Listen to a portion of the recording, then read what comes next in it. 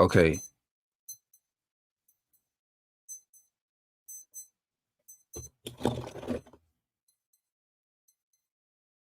Can y'all hear me now? Let me know if y'all can hear me now. Let me know if y'all can hear me now. It should be working. Yeah, okay. I had to refresh it. My bad. My bad. I had to refresh it. What's good? Peace, peace, peace. How y'all doing? What y'all got going on?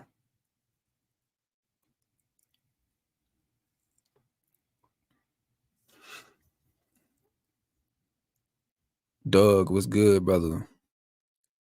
Eagles Playbook Podcast, what's good? Keith, what's good, bro? Kazak Amawan, what's good, brother? Shayai, what's good? What's good? Peace, peace. Raymond, what's good, brother? Peace, love, and light. Malia. That's how you say that? Malia. Peace, love, and light. Peace, love, and light. Jonathan. Peace, love, and light. By hearing and hearing by peace, peace, and blessings. Yes. All gonna catch the replay. Peace, love, and light, everybody. Y'all come on in for a little bit, you know. We're just gonna chop it up a little bit, react to a couple things, and then, you know, I'm gonna let y'all go. We're gonna talk about everything that's going on right now in our world, in our country, in our economy. We're gonna talk about all that. Interesting times we living in. What's today? The 2nd. So we got what, 3 days until these selections. Sweetie, sweetie. What's good? Peace, love, and light. So what? Election is on November the 5th, right? November the 5th. That's a Tuesday. It's gonna be crazy. It's gonna be crazy. This may be the most historic election in our lifetime. And as we all know, it's because not only who's running, but just the times we living in. I'm gonna tell y'all like this. It doesn't matter who they choose to put in office. And the reason why I say choose is because think about this. I'm gonna just touch on Kamala for a second. Nobody chose her. I'm talking about the people. Nobody chose her. They gave you Kamala. And that right there should have been a red flag. You know what I'm saying? Like when we be telling y'all that they select who they want, like they already know who they want to be in there. And that your votes really don't matter, right? These people already know who they want in there. So that right there was just an example. Okay, because as soon as they moved Biden out the way, nobody thought about her, right? They didn't even give you a choice to select from anybody else. You know what I'm saying? They gave you her, and then all of a sudden, she got endorsed by billionaires. Like, you know, they put a lot of money behind her. It's like she was chosen to be in that position by the elite or whatever, right? And like I tell everybody, man, you know, we got people out here that still brainwashing. We gonna react to some videos, but we got people that's so brainwashed into thinking that this stuff really matters. You understand what I'm saying? Like, I tell them it doesn't matter who they put in. The plan is the plan. The agenda is the agenda, you know. And the thing is, whoever they put in is just gonna be the face of it, right? They gonna be the face of it. Understand that these presidents, they don't have no power for real. That's the illusion.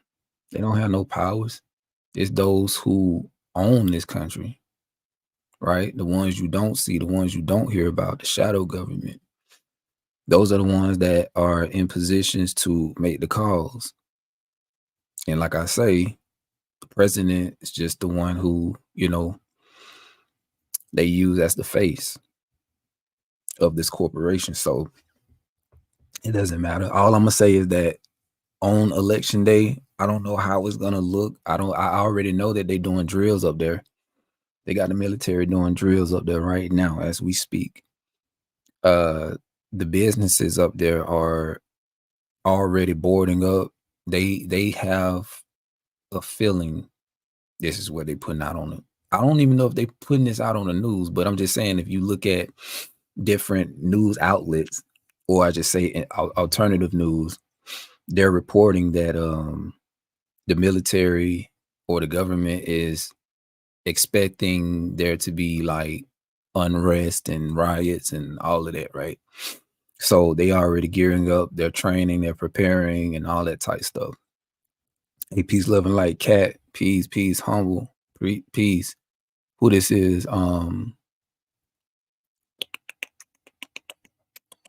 Marvelous, made, peace. In the Oxford Dictionary, vote means to vow or devote oneself. Tremaine, what's good, bro? Peace, love, and light. Oh, you said they are reporting it. Okay, cool. So yeah, they putting that out there. So I can't say that something is gonna happen on election day. Something may happen. I don't know. Something may happen after that, right? Because like I say, this is gonna be crazy. I don't know if they're gonna name the winner on that day or that night. They may do it the next day. They may do it days later, right? So I don't know. It's a lot. It's a lot to be on the lookout for. Okay. And what I want to tell y'all that's watching right now, and for those who are going to watch this video, listen, y'all just keep doing what you're doing. Keep preparing, keep getting your houses in order, keep, building those relationships that y'all have with one another. Keep doing all that stuff, right? Don't lose sight, don't lose focus. Just keep doing what you're doing.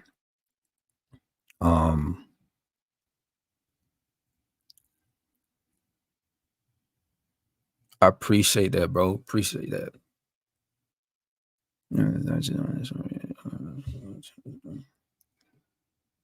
Yeah, I appreciate that for real. Everything is about the beast system, Julian calendar. If you ain't connected to God's calendar, you ain't connected to him. I said, well, it looks like I get to stay. Yeah. Listen, check this out.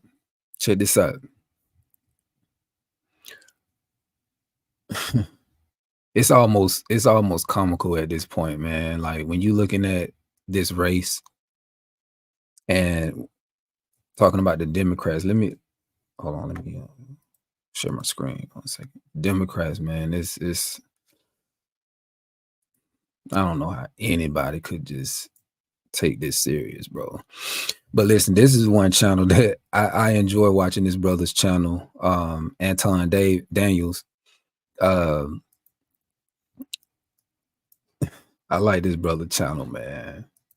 But let's check this out real quick.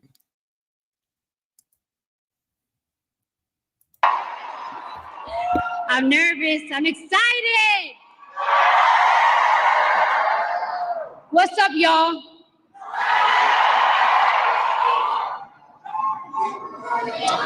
One second, guys. 1 second.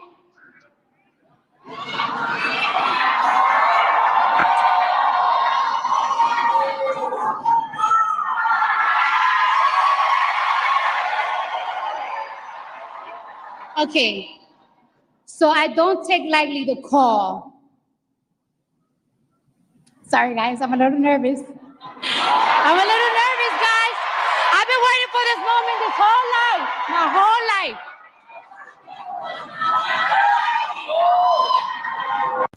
This is sad though. Like, this is really sad when you look at it.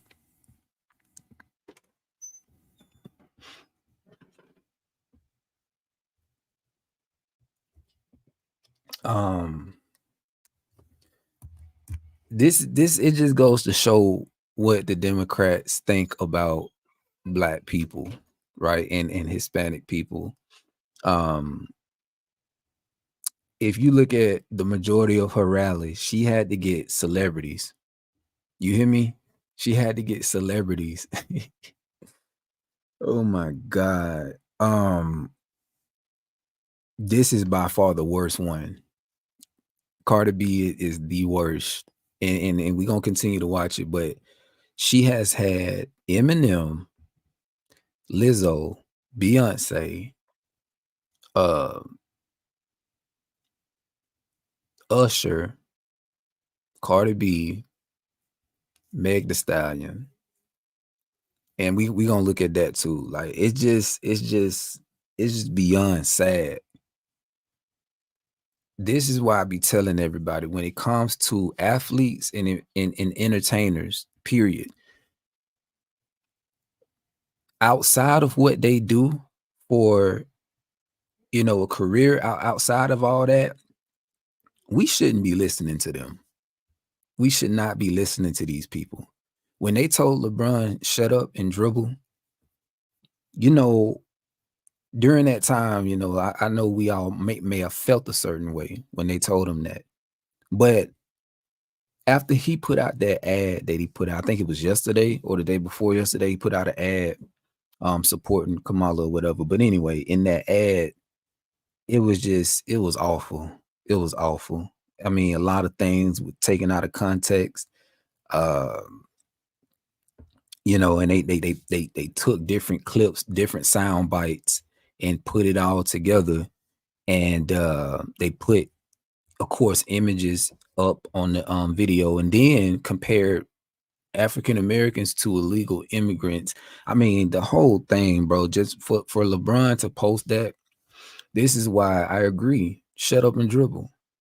Nobody cares what you think about politics. Like they should not be in a place or in position to speak about politics, right? If you're a basketball player, just stick to playing basketball. But see, I understand why they be doing this though. They use celebrities because they know people idolize these celebrities. They know that people worship these celebrities. You know what I'm saying? The celebrities have influence over the people. So, okay, yeah, if we're trying to, we're in this presidential race, let's get all the celebrities that people idolize and worship, put them up there and get them to tell people, hey, y'all vote for this person or whatever, right? And even that right there, anybody with sense can see that and see that, like, I mean, and know that these celebrities are compromised. They can be compromised. How is it that Eminem, and this is the reason why I say don't even listen to, like, we got to just stop supporting them, period, because of examples like this. How is it that Eminem just put out an album throughout the whole, if you heard the album, you know what I'm talking about. Throughout the whole entire album, he's rapping about his disgust. He's rapping about how he disagrees with, the whole, the LGBT community, the trans, you know what I'm saying, all that type stuff. He's talking about that, joking on them and all that type stuff, right? But yet you up on stage telling everybody to vote for the party who supports these things that you were against. You see what I'm saying? So then the question that somebody with sense has to ask is, okay, like, what sense does that make? So that's why I say, like, all these rappers and singers that's in the music industry, man, They work for the beast. They work for the, you know what I'm saying? They work for these devils. You can't trust nothing that they say. Even in Cardi B here, she has made videos in the past. I believe earlier this year, she was just saying, I don't want to vote. I don't want to vote. I keep me out of it. I don't care for none of them. I'm not supporting. I'm not endorsing, da da da da. But now look at her. She's up on the stage and she's about to sound like a fool.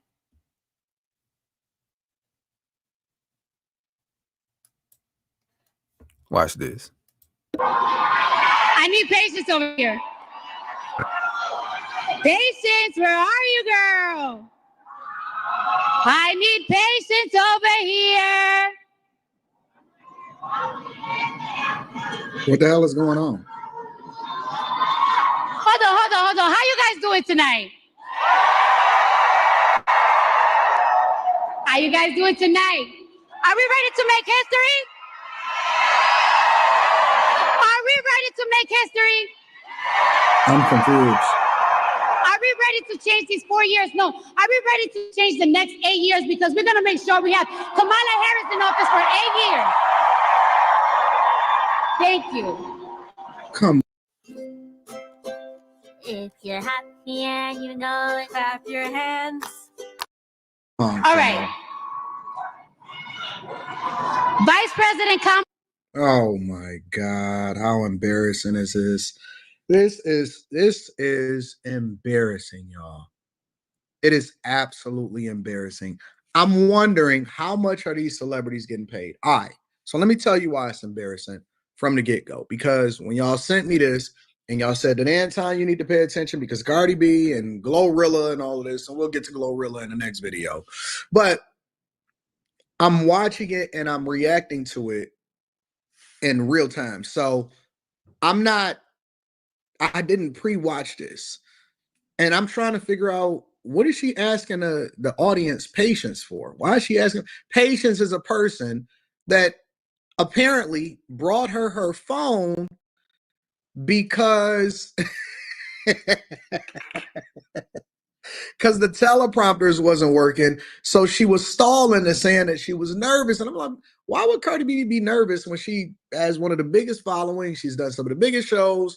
She is, regular in front of people and all of that. Is because she was stalling. All right. So patience is a person. Teleprompters ain't working. They need to get their pre-done speech. They acting like they really for this person, and I'm wondering how much they getting paid. See, this is why I don't fuck with celebrities. This is why I don't fuck with these endorsements, because it's not real.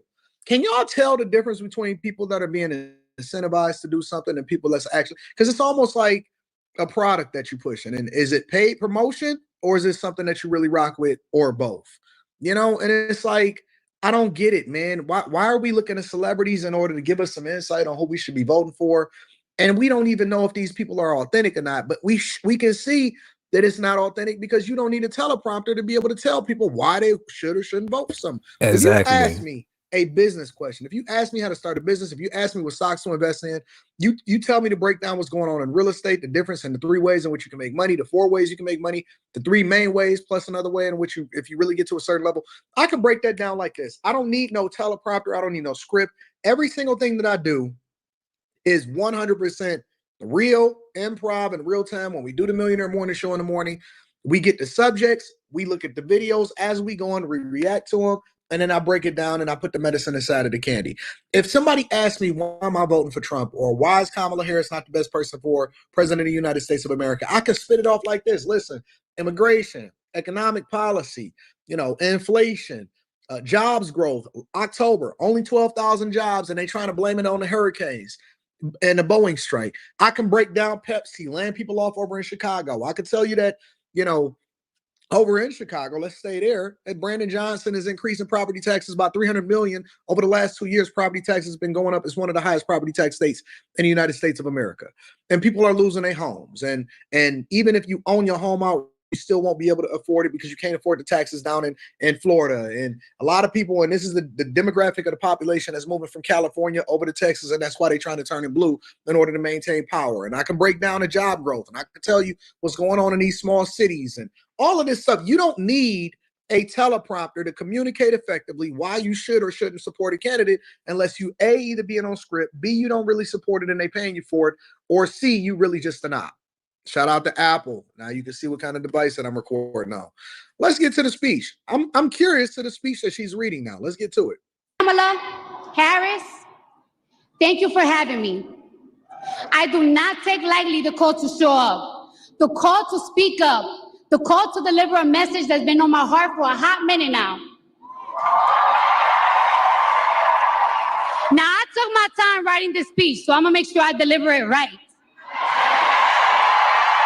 Because I got something I've been wanting to say for a long time. I've been saying it on Twitter, on my... How many of y'all think that she actually wrote this speech? Let's continue. Instagram, and I'm ready to tell it to you now. Y'all ready to listen? All right, now. Are you ready to listen? Just like Kamala Harris, I too have been the underdog. I've been underestimated. My success belittled and discredited. Let me tell you something. Let me tell y'all something. Women have to work 10 times harder, perform 10 times better, and still people question us how we got to the top. They be like, how she got there? Hold on, let me warm up. Yeah. Let me tell you something. I can't stand a bully. But just like Kamala, I always stand up to one. All the time, I'm ready for them. Yeah. And I'm gonna be real with y'all. I wasn't gonna vote this year. I wasn't. But Kamala Harris joining the race, she changed my mind completely. Let's see how. I did not have faith on any. I'm trying to let it play as long as possible so I can get through this. And I'm curious as to why Kamala Harris changed her mind and and implored her to vote this year and to tell everybody else to vote this year. Let's go into it. Let's dig deep. Candidates until she joined the race and said the things that I wanted to hear, that I want to see next in this country. All right? I believe in every word that comes out. No one believed it at first, but now everyone wants one. A customer returned his knife because he Out of her mouth. All right? I believe in every word that comes out of her mouth. She's passionate. What? You believe in every... Oh, my God. That's the problem. That's people's problem right there, man. She's compassionate. She shows empathy. And most of all, she is not delusional. So all of the flip-flocking, all of the fracking, all of the Jesus Christ. She's literally stealing Trump's talking points and policy like the no tap. So let's get through it, y'all. Yeah. Kamala recognized that this country is at risk, that the economy needs to get stronger, that the cost of food and the cost of living is too high. Damn, it's even high for me. I believe her when she says, under her. But hold on, let's keep going. Buying eggs and milk won't break the bank. The question that I have is, who has been in office the last 3.5 years?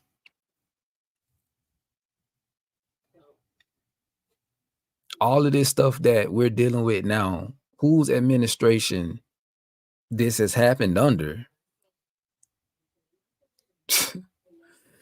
Trump is Trump's fault. Everything is Trump. Trump.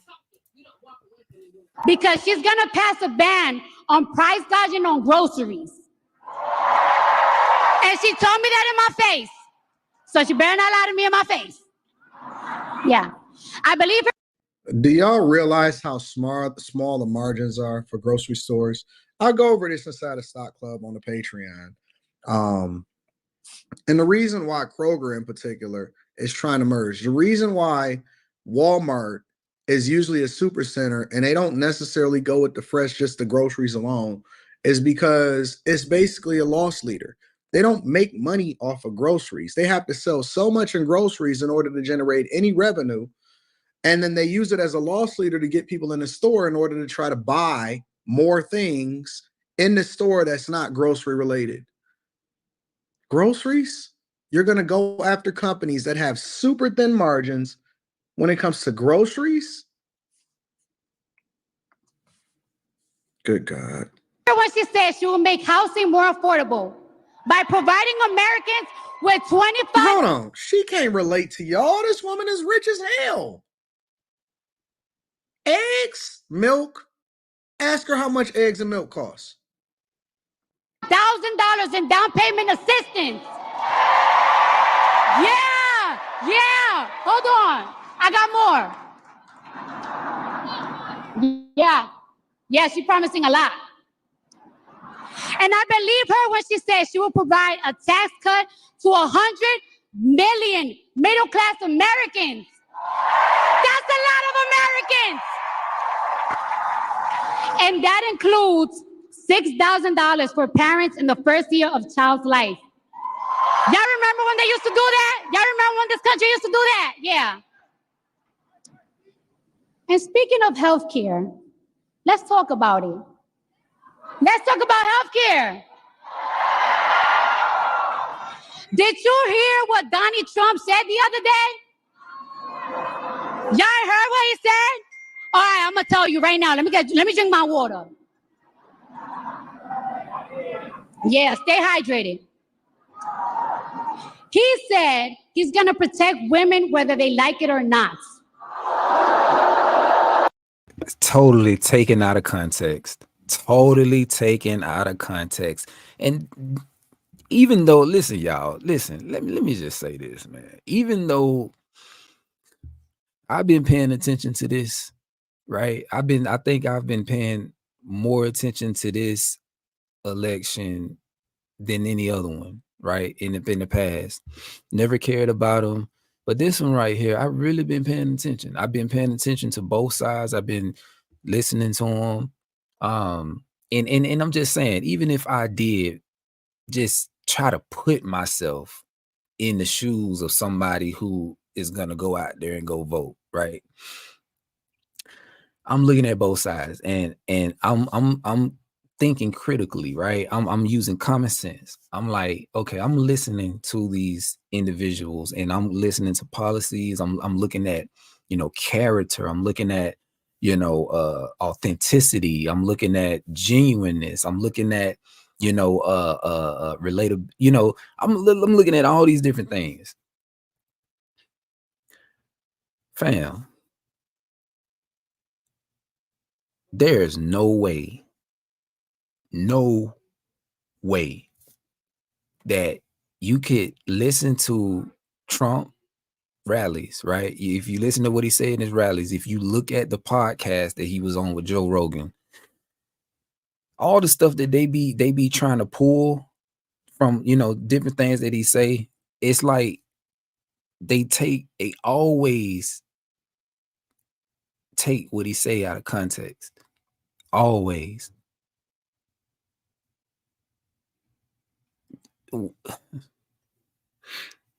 You tell me this, right? If I was a leader of a community, if I was a leader of of a community and I knew that I had enemies out there who wanted to ultimately, like their agenda is to ultimately destroy the families, to sterilize the women, to do all these things, to basically, I don't even know the right words to use, but I'm just saying you got all these enemies outside of you, right?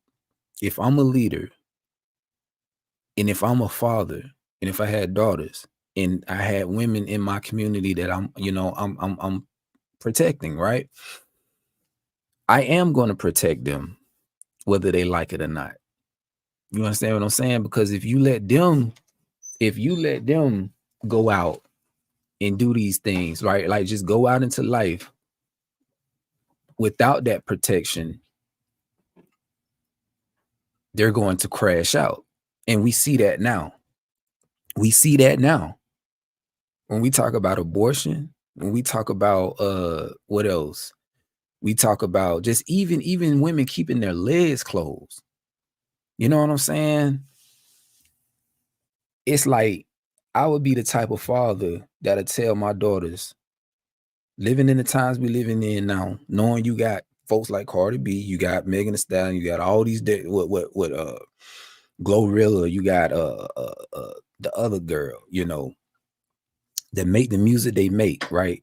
Let's say if my daughters or a group of women who I'm the leader over, you know, they got friends who listen to these artists and, you know, they're influenced. Now they're coming back to the women, you know, who I'm covering, you know, telling them, yeah, you need to listen to this, you need to listen to that, right? This what's in right now. This is what's popular.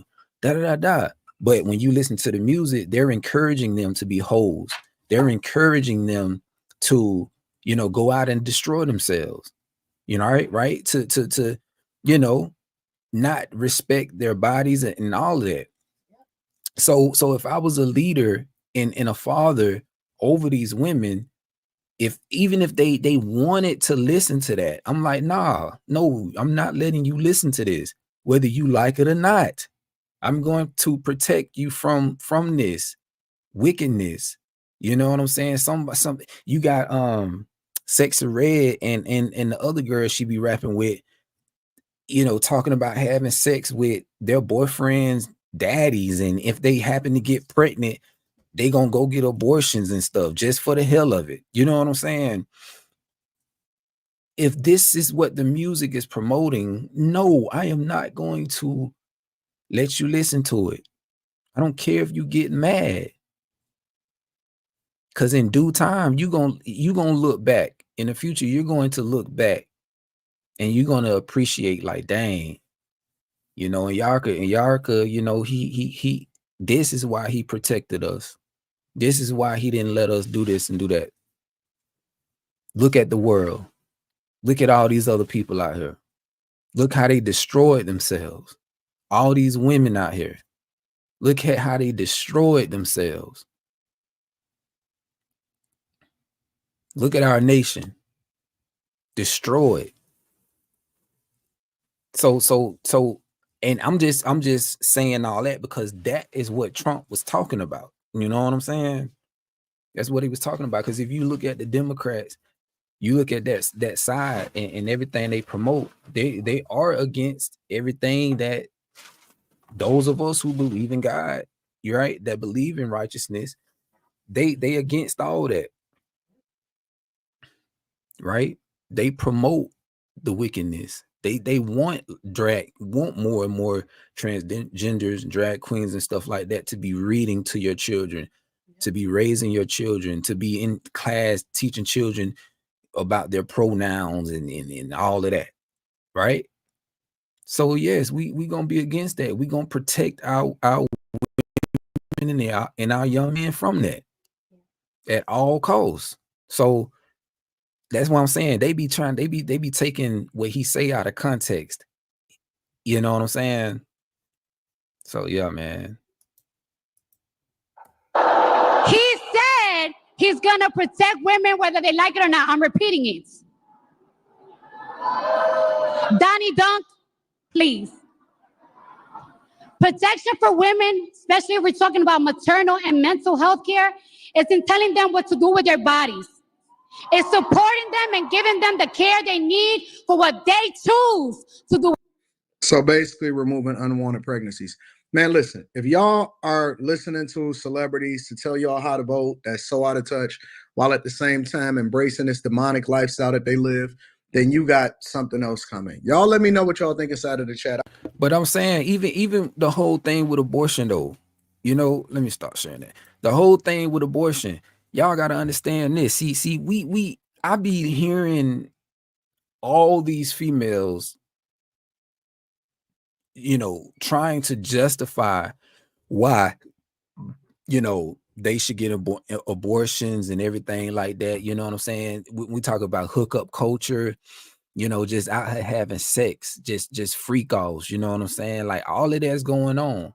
I be hearing them, but the solution to it all is to just keep your damn legs closed. End the story. You wouldn't have to worry about you getting pregnant, and you know what I'm saying? Like, you wouldn't have to worry about all that. Keep your damn legs closed. Stop having sex. Stop having sex. And see, I told y'all this before. I got presentations that I'm working on. I have a presentation all about that. Sex, and how this world, not just this country, but this world is hypersexualized. I truly believe that sex is what's going to it's destroying everybody. It's destroying everybody. All this casual sex, just men just wasting their sperm, their seed, you know, women being the gatekeepers, just opening their gates and leaving them open for anybody to come in, right? Creating soul tie after soul tie after soul tie, them not knowing the long-term effects of it, exchanging DNA, right? Leaving just stop having sex. But ain't nobody gonna do that. Everybody ain't gonna stop having sex. And that's just the truth. But if we talking solutions, we wouldn't have to, you know, they wouldn't have to worry about abortions and what they want to do with their body if they can just keep their damn legs closed. Keep your legs closed and start opening businesses. How about that?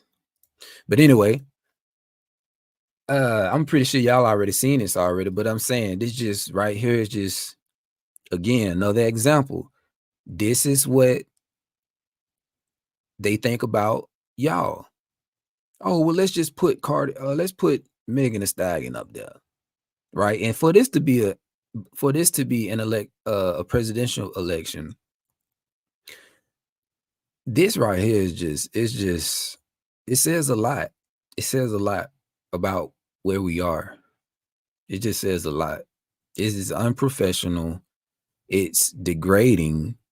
It's in the whole, and like I say, she's up there because she's an advocate for my body. I'll do what I want to do with my body and all that. So just, man. In the mall with him, Mama have a ball with him. Somebody call Rihanna, I'm about to draw with him. He with the stage cause he in the wild with him. Put his legs on his head, now he love call with him.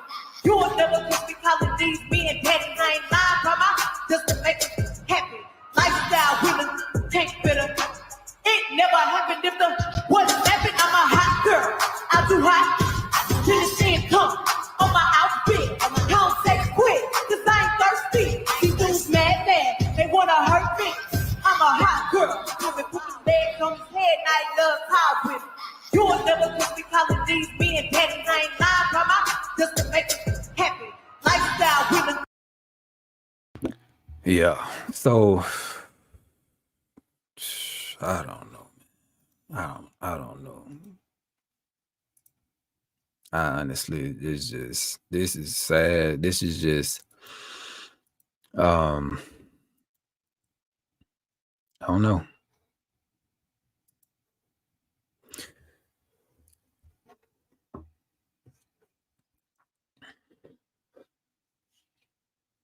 Hold on, what'd you say? I'm a female and I totally agree with you.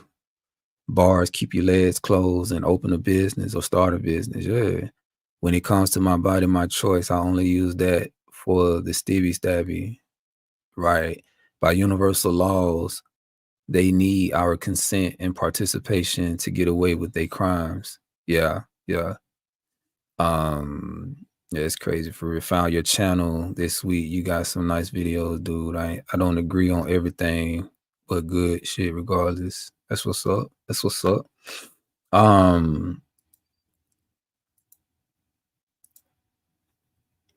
There was something else I wanted to show too. Hold on 1 second. Let me see.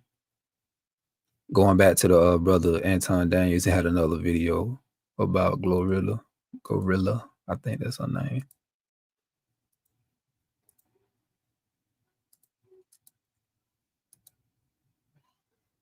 And what's his name right here that just come in? Love. Hey, welcome to the channel. Welcome to the channel, family. Hey, and yeah, we hey, it's all love, man. You know, we don't have to agree on everything. It's all love. Let me see. It's right here. Yeah.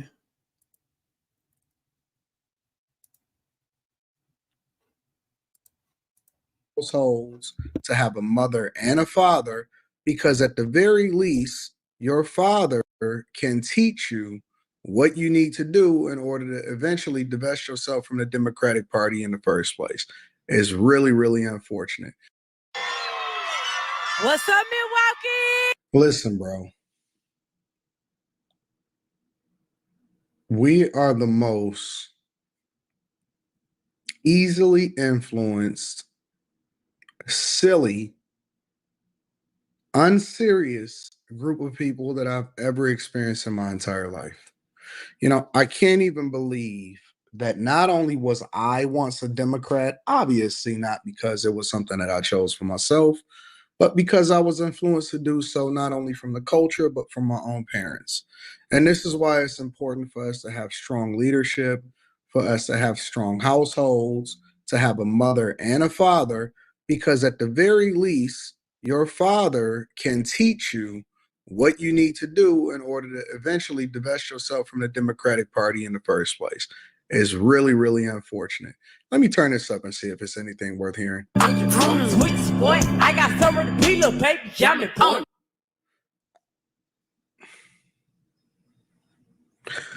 When you want to distract the people, and this is in the movies, this is in books, this is in real life right now. When you want to distract the people, you give them games. You give them a court gesture. And I can't even hate the little homie, because not only is Cardi B and Usher and Beyonce probably getting paid egregious Oh my gosh, this is so comfortable. My husband amounts of money to show up. These campaigns is funded from you. Remember all of that money that they raised when they first came on the scene, and it was like, yeah, we running it up. Yeah, we got record sponsors. What do you think that they do? Listen, they're attacking you on every single. Look at all of the people that's in the front that's basically getting a free concert. Look at it. Look how ignorant this stuff is. It's so dumb. It's absolutely dumb. And so y'all basically showed up to a Kamala Harris event to try to go to a Beyonce concert. And that's one of the reasons why people were booing and were mad, because they didn't get their performance. Don't worry about it. You got Meg Thee Stallion. You got Glorilla, right? You get Plies, you get Usher. You get Cardi B's speech that was a part of this event, apparently. And y'all know where to find and send me this stuff that is obviously dumbing our entire society down. But let me be serious for a minute. Do y'all know that the way that they keep us degenerate, and I'm talking about as a society, as a culture, is mostly through your music and your movies? Because they have to keep you entertained, and it operates on a certain frequency, which is one of the reasons why they say that the devil was a musician. If you look at how we're influenced, how we wear our clothes, whether we sag, our lingo, what influences the world, what puts you in a worse mood. We got more autistic people than ever before. I don't know where that came from. We got more ADHD people than before. I don't know where that came from. Most people can't even sit through a 5-minute, let alone a 7, a 8, a 9, 10-minute video to actually learn anything. Most people don't read because it's not the thing that's tapping into your frequency, which also influences how you move as a person, which then determines where your soul is going to go. And so a lot of times we're in an environment, or we make our decisions based off of stupid influences and entertainment, and then the things that we embrace as the most demonic because it sounds good to our ears, but we say it over and over again. We chant it. Listen. It's 7 p.m. Friday. It's 95 degrees.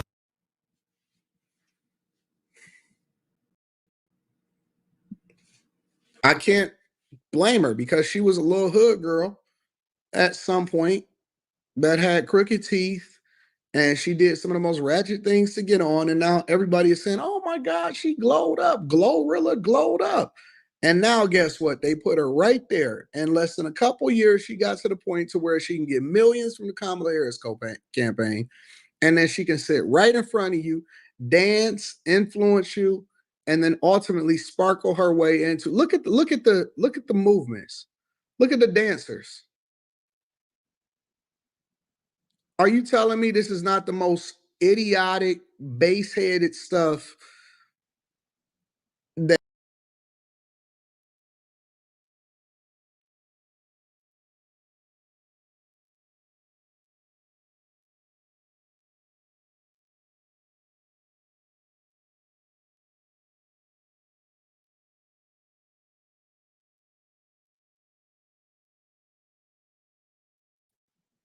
did you see how when the people were starving, when everything was wrong, when he was trying to give it back to the Senate to help the people be able to be successful and have an influence and an impact in their own futures, that in order for him to even do that, he had to fight his way through. The strategy was to give them games to keep the people distracted and continue to uphold him and herald him at a time when they were starving and things were going absolutely wrong in Rome. And then the fall of Rome eventually came shortly after that. They didn't say that part of the movie. But my point is that they give you games, they entertain you, because for decades and decades and decades, and for a century, we've been tied to the Democratic Party in a negative way. Our entire history with Democrats is negative. Black people, Black culture, the entire thing. I remember when it was to get up and vote and all of that. And we know the Democrats have controlled the White House 12 of the last 16 years. Even when Donald Trump was in office and we had unprecedented peace and prosperity, they fought him tooth and nail to prevent him from doing the things that's best for you. Imagine what he could have actually got done if he'd had legislative branches that align with his vision and his value. But nope, he had the same people that's in there right now, the Nancy Pelosi's and all of them, the same ones that push Biden out, is the same ones that's been there before Trump. They're going to be there after Trump. And they basically have a seat for the rest of their life to continue to get rich, to work behind the scenes, to align with their donors in order to distract you from the things that's really meaningful. And we got games. My entire life, almost, in some way, shape, or form, me and my culture have been tied to the Democratic Party. And it has been bad for the culture. And I've seen the culture continue to go downhill for my entire life. As free as we are, and we have more opportunity than ever before to choose for ourselves, A, we choose wrong. And you know the other part, B? If you shave your head every 1 to 3 days, you need this. Look at that line. The B part is that most of us overwhelmingly vote Democrat, and they have the nerve to get mad at us to say that we no longer want to be on the plantation and we actually want to choose for ourselves, and we want to make the best decision for our daughters and our sons, because we don't want them to grow up with the same mentality that we had to fight through to get to the point to where we are now. Thank God. Thank God that I've raised my daughter in an environment and have taken her around the world before she ever even turns 18. She's 16 now, about to be 17 in February. My daughter have been to more countries than most people have been to states, let alone almost every single state in the United States of America. She's grown up in different cultures. She don't see people based off of the color of their skin, but the content of their character. She truly does look for good character. Thank God she's participated and not influenced by the music, but participated in different sports that teach her discipline, that gives her work ethic, and looks for the right people to surround herself with. By her own admission, years before we ever even got into this election, she was already with the Trump flag and with the MAGA hat, and she was rolling because, and if you ask her, why do you choose Donald Trump? Why do you choose Make America Great Again? Why do you choose the Republican Party? She can better articulate to you why she chose and why she aligns with conservative values and what that means more than every single Kamala Harris voter that I've ever interacted with and asked them, why are they voting for Kamala Harris? Because most of them by default will say, well, it's not that I'm voting for Kamala Harris. I don't like Donald Trump. We are so distracted and easily manipulated, and it's sickening. Save yourselves. Vote Trump. Yeah, but like I say, listen, he right though. He right, man. He right. Especially just heavy on the save ourselves. You know, I don't know. Our people and just people in general here in America, and I mean any other country, right? We look for saviors, and I'm referring to like the governments. We look for them to be saviors, to come and save us and help us and things of that nature, when in reality, they're not going to help you. It was never set up for them to help you. Okay. Now the illusion, right? That's the illusion. You thinking that they're there to help, but nah, that's just not how this system was created. That's not a part of the system, right? I told y'all before, the governments are against the people.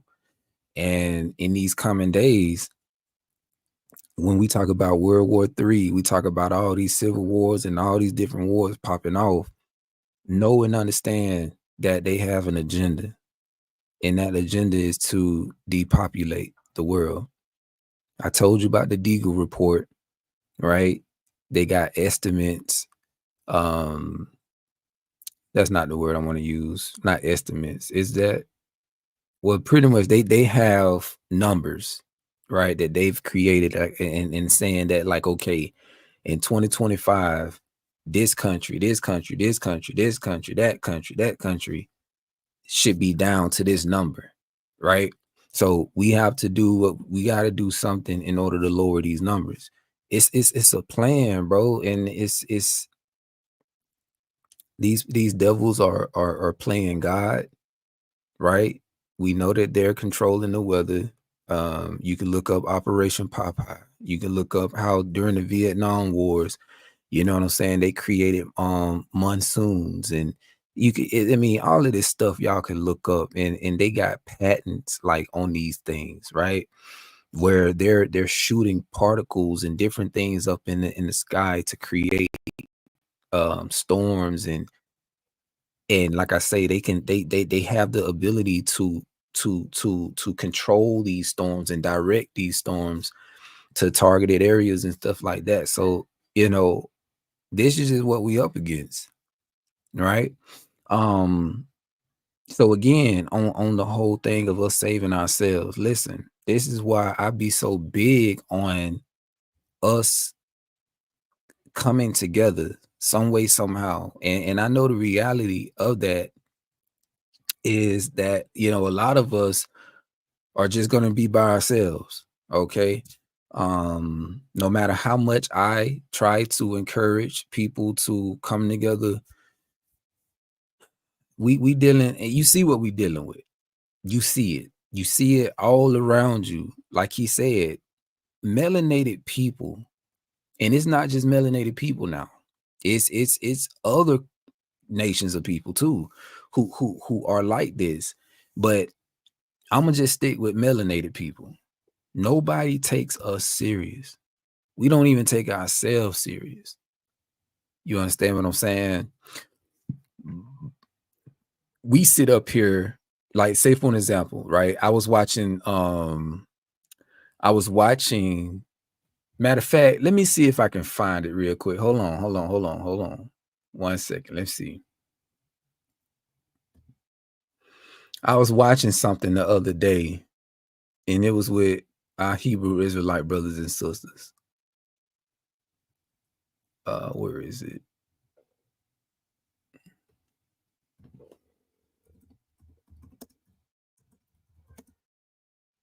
One second. Okay, here you go, right here. Here you go, right here.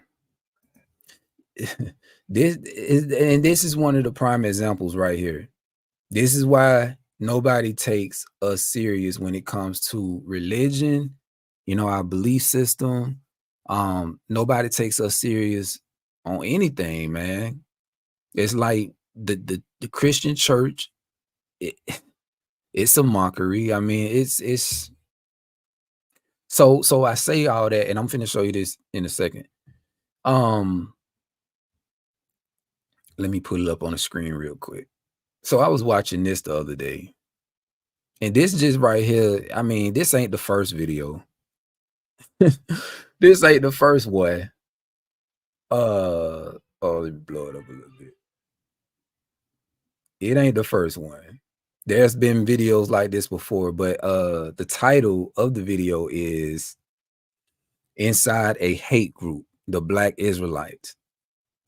Out of all the different camps and organizations out there with the Israelite faith, that's in the Israelite faith, they decided to go to the most niggerish one. You know what I'm saying? And let me backtrack. Let me backtrack, because I ain't gonna disrespect them folk, right? They got every right to carry themselves the way they do. They got every right to believe in what they believe. Listen, you know what I'm saying? I'm gonna be respectful. But like I say, I'm standing on this. Out of all the different organizations he could have went to, he decided to go and talk with these guys. And I'm finna show y'all the reason why I say what I say. Like, so when we talk about establishing communities and linking up with people that's like-minded and stuff like that, there's even in that, like, me, because I've talked about this before, I don't even take our people serious. You feel me? It's like I've seen it with my own eyes. It's like our people are just too damn comfortable, number one. Number two, we are lazy. Okay.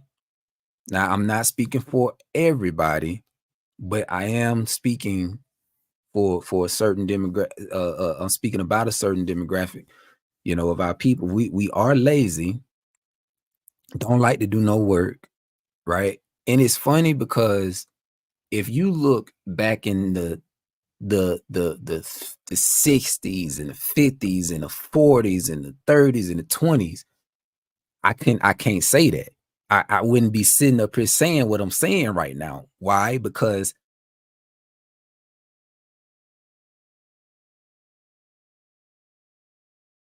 what I'm saying, out in the fields doing their thing, right? Growing their own food, building their own houses and trading and things of that nature in communities, right? Sisters would be with the sisters, brothers would be with the brothers. You know what I'm saying? Families were strong, during those times. We were flourishing, no matter what narrative they try to, because I can even speak on my own family, right? In Alabama, in the deep South, my family during the 1800s were not slaves. They had their own land and they worked on them lands, right?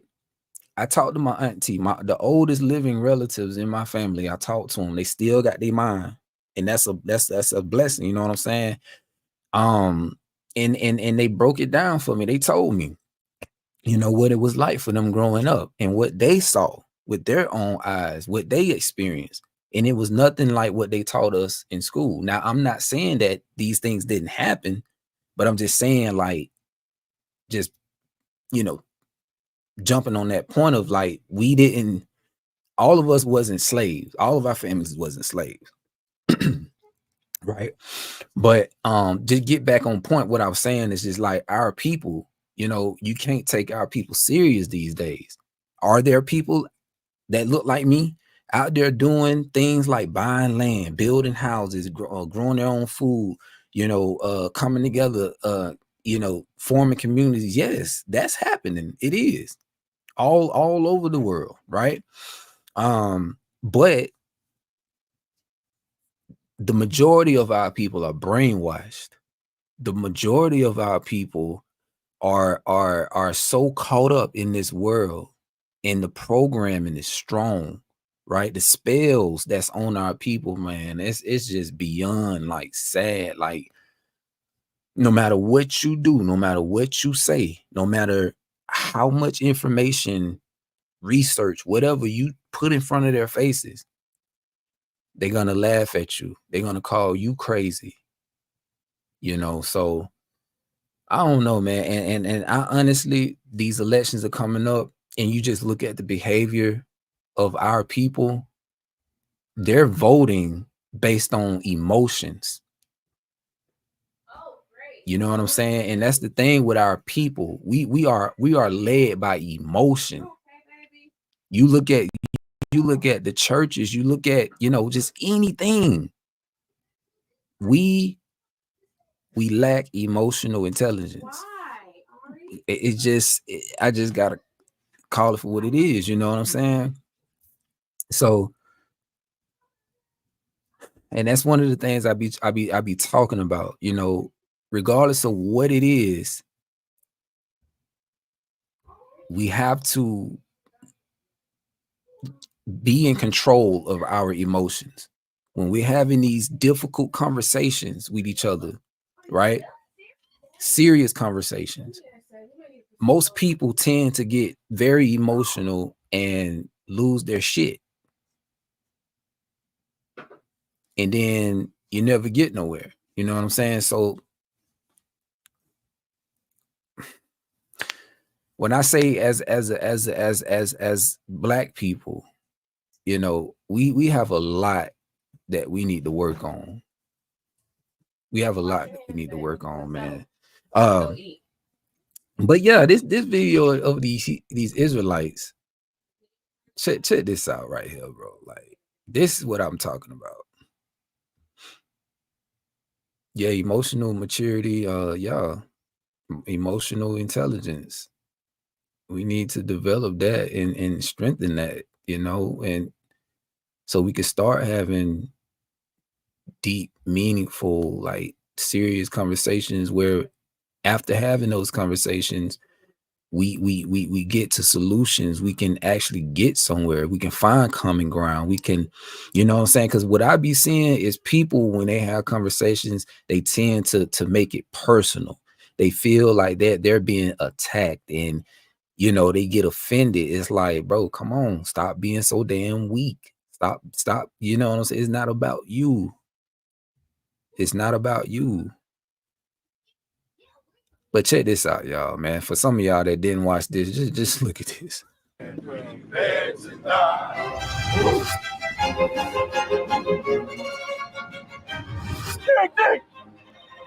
you PK, right? Yeah, you PK.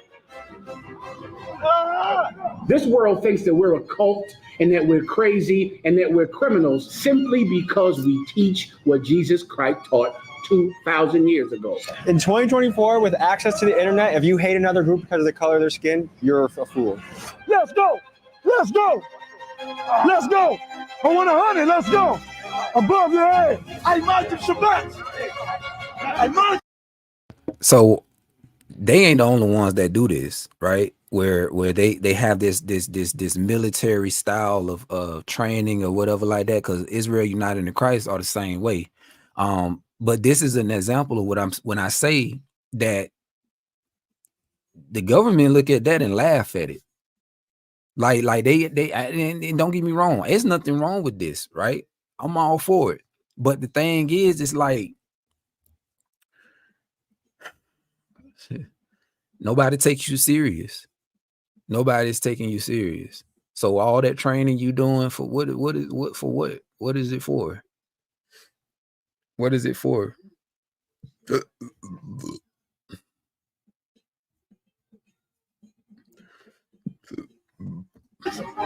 This brother had a shirt. This is IFCTK, and that's called Real Nigga University. How come we're missing out on the push-ups? Don't you want to get drafted? Yeah, get down and get some push-ups. Yeah. See, I just told a white man what to do. Oh, down.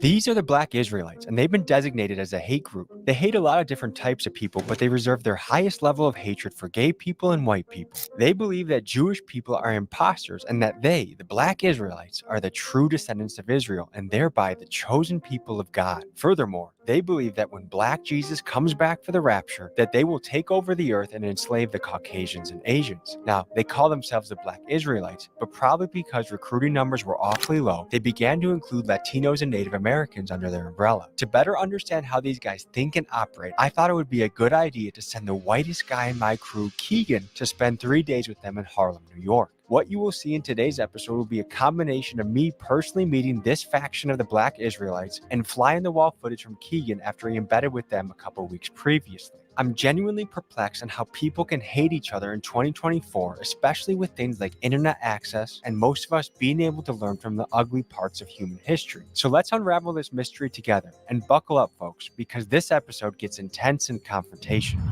The white man has gotten so good at just saying stuff and people believe it that he just says shit like, and everybody like The so-called white man decides to be rich. What will the white man do to be rich? Anything. I'm about the kingdom of heaven where black people rule instead of white. And we get to do all the wonderful things that white people did to us. We get to do it to them. I tell the black man, you the greatest man that ever walked the face of the earth. And God loved you more than he loved the white man. God hates the white man because of what he did to you. There is a lot of nonsense going on in the outside world. Your inner mind is your sanctuary, and you must protect it at all costs. One of the ways I do that is by popping in my Raycon earbuds. You pop these in, twist them like so. All right, well, I was invited. Yeah. These are brothers who came out of the world. These brothers going through a process where you're purging the old man out of you to become the new man that you want to be. And that does not happen without pain. Apparently, they've been here since 6 a.m. I admire discipline. I admire dedication. And I admire people that are willing to wake up early and get after it. This is the first day of Hebrew Academy for the year 2025. This is to help get brothers prepared to strengthen themselves physically, but also to keep them motivated to continue. Hustle up, let's get back, come on. What's up, brother? Good to meet you. Good to meet you too. How are you? I'm all right, yourself? First, I gotta say, your fashion, man, is unbelievably on point right now. Thank you, I appreciate it. Can you describe what you got going on? Oh, okay. I'm gonna give you this video. Yes, visitor that pass. way we don't whoop your ass. Yeah, I was actually seeing if I could join. No, you can't join. Why is that? Because you're not the race that we're allowed to join with. What race you gotta be? You gotta be one of the 12 tribes of Israel. In North Central and South America, they're primarily blacks, Hispanics, and Native Indians. So if your father's like of Negroid descent, Native Indian descent, Dominican or something like that, then you could join in. But if he's not one of them, you can't join in. What percent do I gotta have? Your daddy just got to be there. It's no percent. Even Jewish people say that you're Jewish according to your mother, but the Bible says it's according to your father. So like for us, Bob Marley is a white man. Can you break that down for me? Because if you ever look up Bob Marley's father, Bob Marley looks like his father in blackface. Because So Bob my Marley's mom white. could be a beautiful black queen, but if my dad's white, I'm out. That's right. I'm gonna need your help reading one of these words, but can you say what that shirt says? This brother has a shirt. This is IFCTK, and that's called Real Nigga University. Nice to meet you. I'm Tommy. How you doing? How are No you? problem. Now, a lot of people, of course, the word nigga has always been a derogatory term for black people in America, but this is also an identifying marker for who the children of Israel are in the Bible. When you go to book of Acts 13, verse 1, they call Barnabas Niger, which is where nigger comes from. How long did it take for you to acquire your real Real nigga status.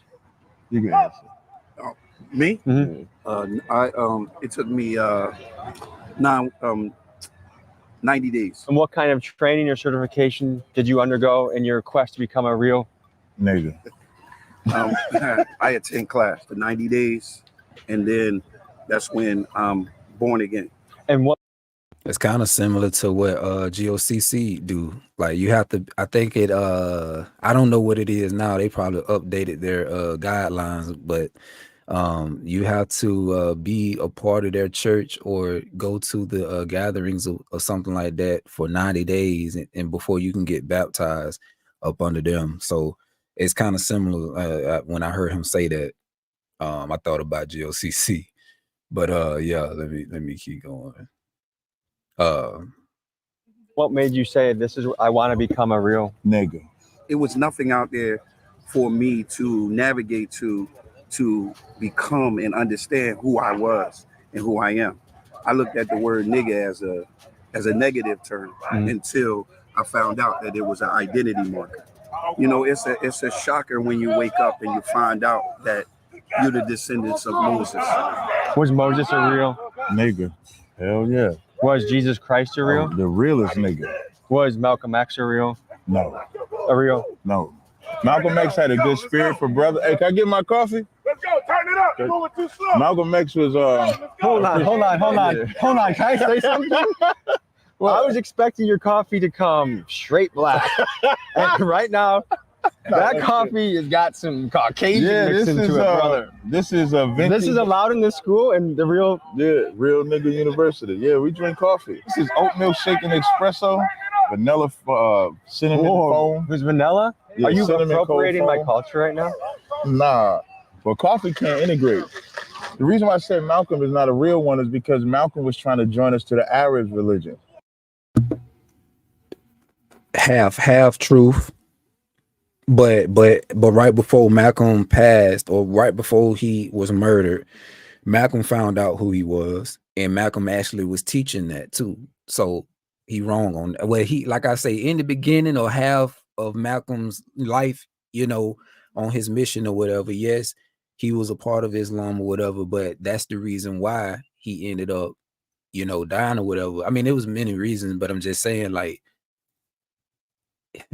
he woke up eventually, and right before he passed, like, you can even go on YouTube and listen to some of the clips, right? I even on one of my albums got where he was talking about, you know, we the children of Israel and things of that nature. So yeah, so Malcolm had the right spirit of brotherhood but the wrong religion, so he was leading us to Islam. It's like Martin Luther King leading us to Christianity, so we don't like either one of them. Neither one of them are real niggas.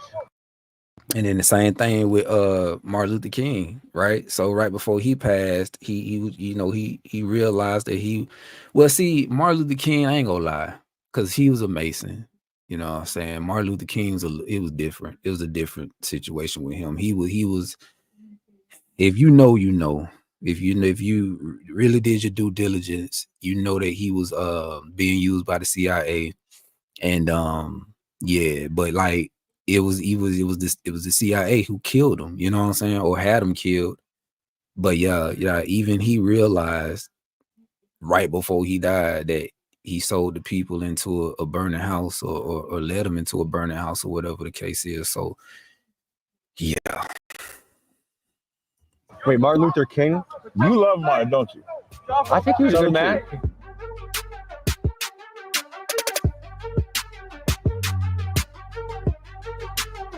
Beautiful day in New York. You know, the sun's out. Lots of people zipping around. This is a special occasion. Go ahead. Martin Luther King. All false apostles that have deceived many. You understand? They deceived so many people that you would think they actually were sent by God, because so many people believed them. It's a sea of people that believe that Martin Luther King was truly a man of God. And if you are not careful, you will get caught up in that wave. And the march he had was so magnificent. And the statues of him, and he's on TV every day, they transform themselves into the disciples of Christ, but they're not. I'm about anyone that wants to unite the people. So that's why I like Malcolm X. If you read and enslave us to y'all, right? No. Let me reverse Uno card. You want to enslave us, right? No. You don't want God white does. slaves? This world thinks that we're a cult and that we're crazy and that we're criminals simply because we teach what Jesus Christ taught 2,000 years ago. Nothing else. I want to see sets of 25. Y'all understand? Do y'all understand? You can't hear me out? I want to hear you. You understand? Sit-ups. Sit-ups. Sets of 25. Begin. Move. Let's go. Let's go. Let's go. Sir. I'm embarrassed by this entire thing. Come on, sir. Man and General Yohana had to be here and see these family men. These are family men. These are good husbands and daddies wasting their weekend with my cult. They will never be accepted into my cult ever. Come on. Why would you, even if he's playing, you know what I'm saying? Like, why?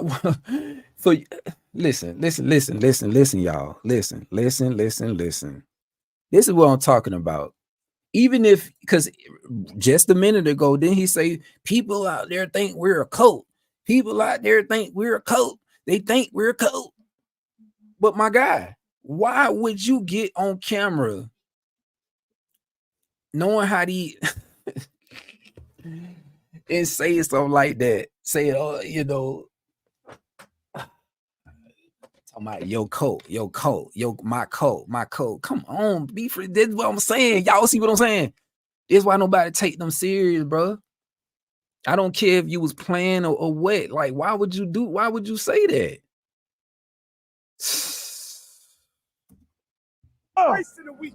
We train brothers to be physically fit, mentally fit, and spiritually fit.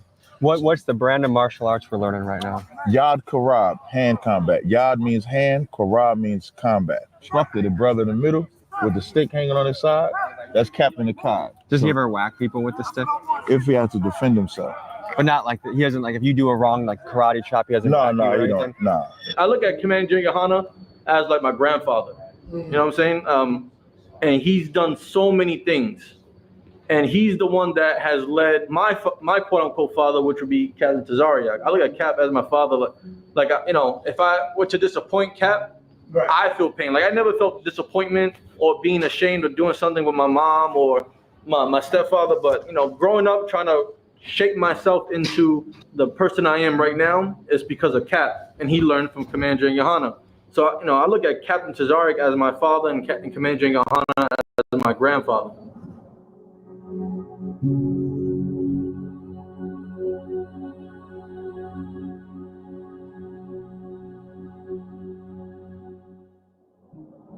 And also too, I have my Well, I feel like I just broke through.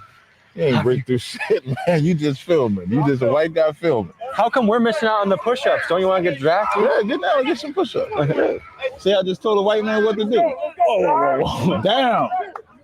Now you should take a picture. My slave. Get in position. I'm not doing what Master says. In the kingdom, when he says I'm not doing what Master says, that's what happens. So you believe white people are destined to be slaves? Facts. That's what God said. He that leadeth in the captivity shall go into captivity. He that killeth with the sword must be killed with the sword. I've never put anyone in captivity. I've never enslaved but anyone. Your ancestors is why you benefit. Actually, they did. Where you from? Poland. I came from the Polish poor farmers in South Dakota that didn't have shit, that came from Poland that didn't have shit, but also I don't believe in collectivism. I don't believe that. That would mean like if one black guy in Pennsylvania did something, I'm gonna be like, oh well, you have to pay for the consequences. Someone that did something 200 years ago, just because you happen to look slightly like them, that is a dumb idea. No, thank you, Master T. Thank you, Master T. How happy are you right now? Master T. Master T. I don't want to do no more. Master T. You feel better? You feel good? No. Does that make you feel better when I'm a slave? No, but when my audience what does that say watches, about they'll you say, if you want me to be a slave? Master T. To my audience Yeah, or to Master your T. audience? Master To your T. audience, I'm not having compassion. To my audience, it's like he's getting prepared to be a good slave. Master T, I'm recruiting for the Black Israelites. Neither of us technically qualify, but I think we can make an exception. Would you like to join? Oh, I'm good, thank you. We could join them and we could be on their side. Otherwise, they're going to enslave us, right? Would you enslave her too? You're a Latino, right? Yeah. No, she's safe. Oh, so she would be considered a black Yeah, she's Israelite one of too? us. Yeah, she's one. I'm Latina, so that is part black. Yeah, He wants to enslave you. They put this out 2 weeks ago. He wants to enslave you? What do you think about that? I said God wants to enslave his people for what they did to our people. No, he's not to forget. See? Every man wants to be like us. Right. And every woman wants to be married to us. Right. Because we're willing to suffer, to have pain. You are not. You should go home. You should go be with that one measly woman who's willing to be sexually deprived every day because she's married to you, and those children who are future drug addicts and whores. You should go be with them. You shouldn't be out here with my cult. Do you think you can get my arms as big as yours? I mean, I don't know. I might, we can see. I don't know. Give me 50. Like, he gonna serve. He can serve. It's like, he's good to serve. We want no cowards in our camp, Only men prepared to die. Ooh. We want no cowards in our camp, Only let their colors fly. Ooh. We want no cowards in our camp, Only men prepared to die. Go! We want no cowards in our camp, and we let them kill us. We want no cowards in our camp, Let's go! Prepared. Let's go! We want no cowards in our camp, that'll let their colors fly. We want no cowards in our camp, Only men prepared to die. Let's go! No cowards in our camp, that'll let their colors fly. We want no cowards in our camp, Only men prepared to die. I don't qualify because of my non-black status. These are the. Do you want to join? Of course not. Why not? Why not? Because I'm the same as you. They want to enslave us. That would be restoring it to paradise. Oh, okay. Fellas, any interest in joining? There's certain things where slavery still plays a part because we're all in the system. I feel like everybody's a number. We live in certain areas where in reality it's segregated. And I personally feel like there is slavery still. I imagine Shabbat. I imagine. Snap to it.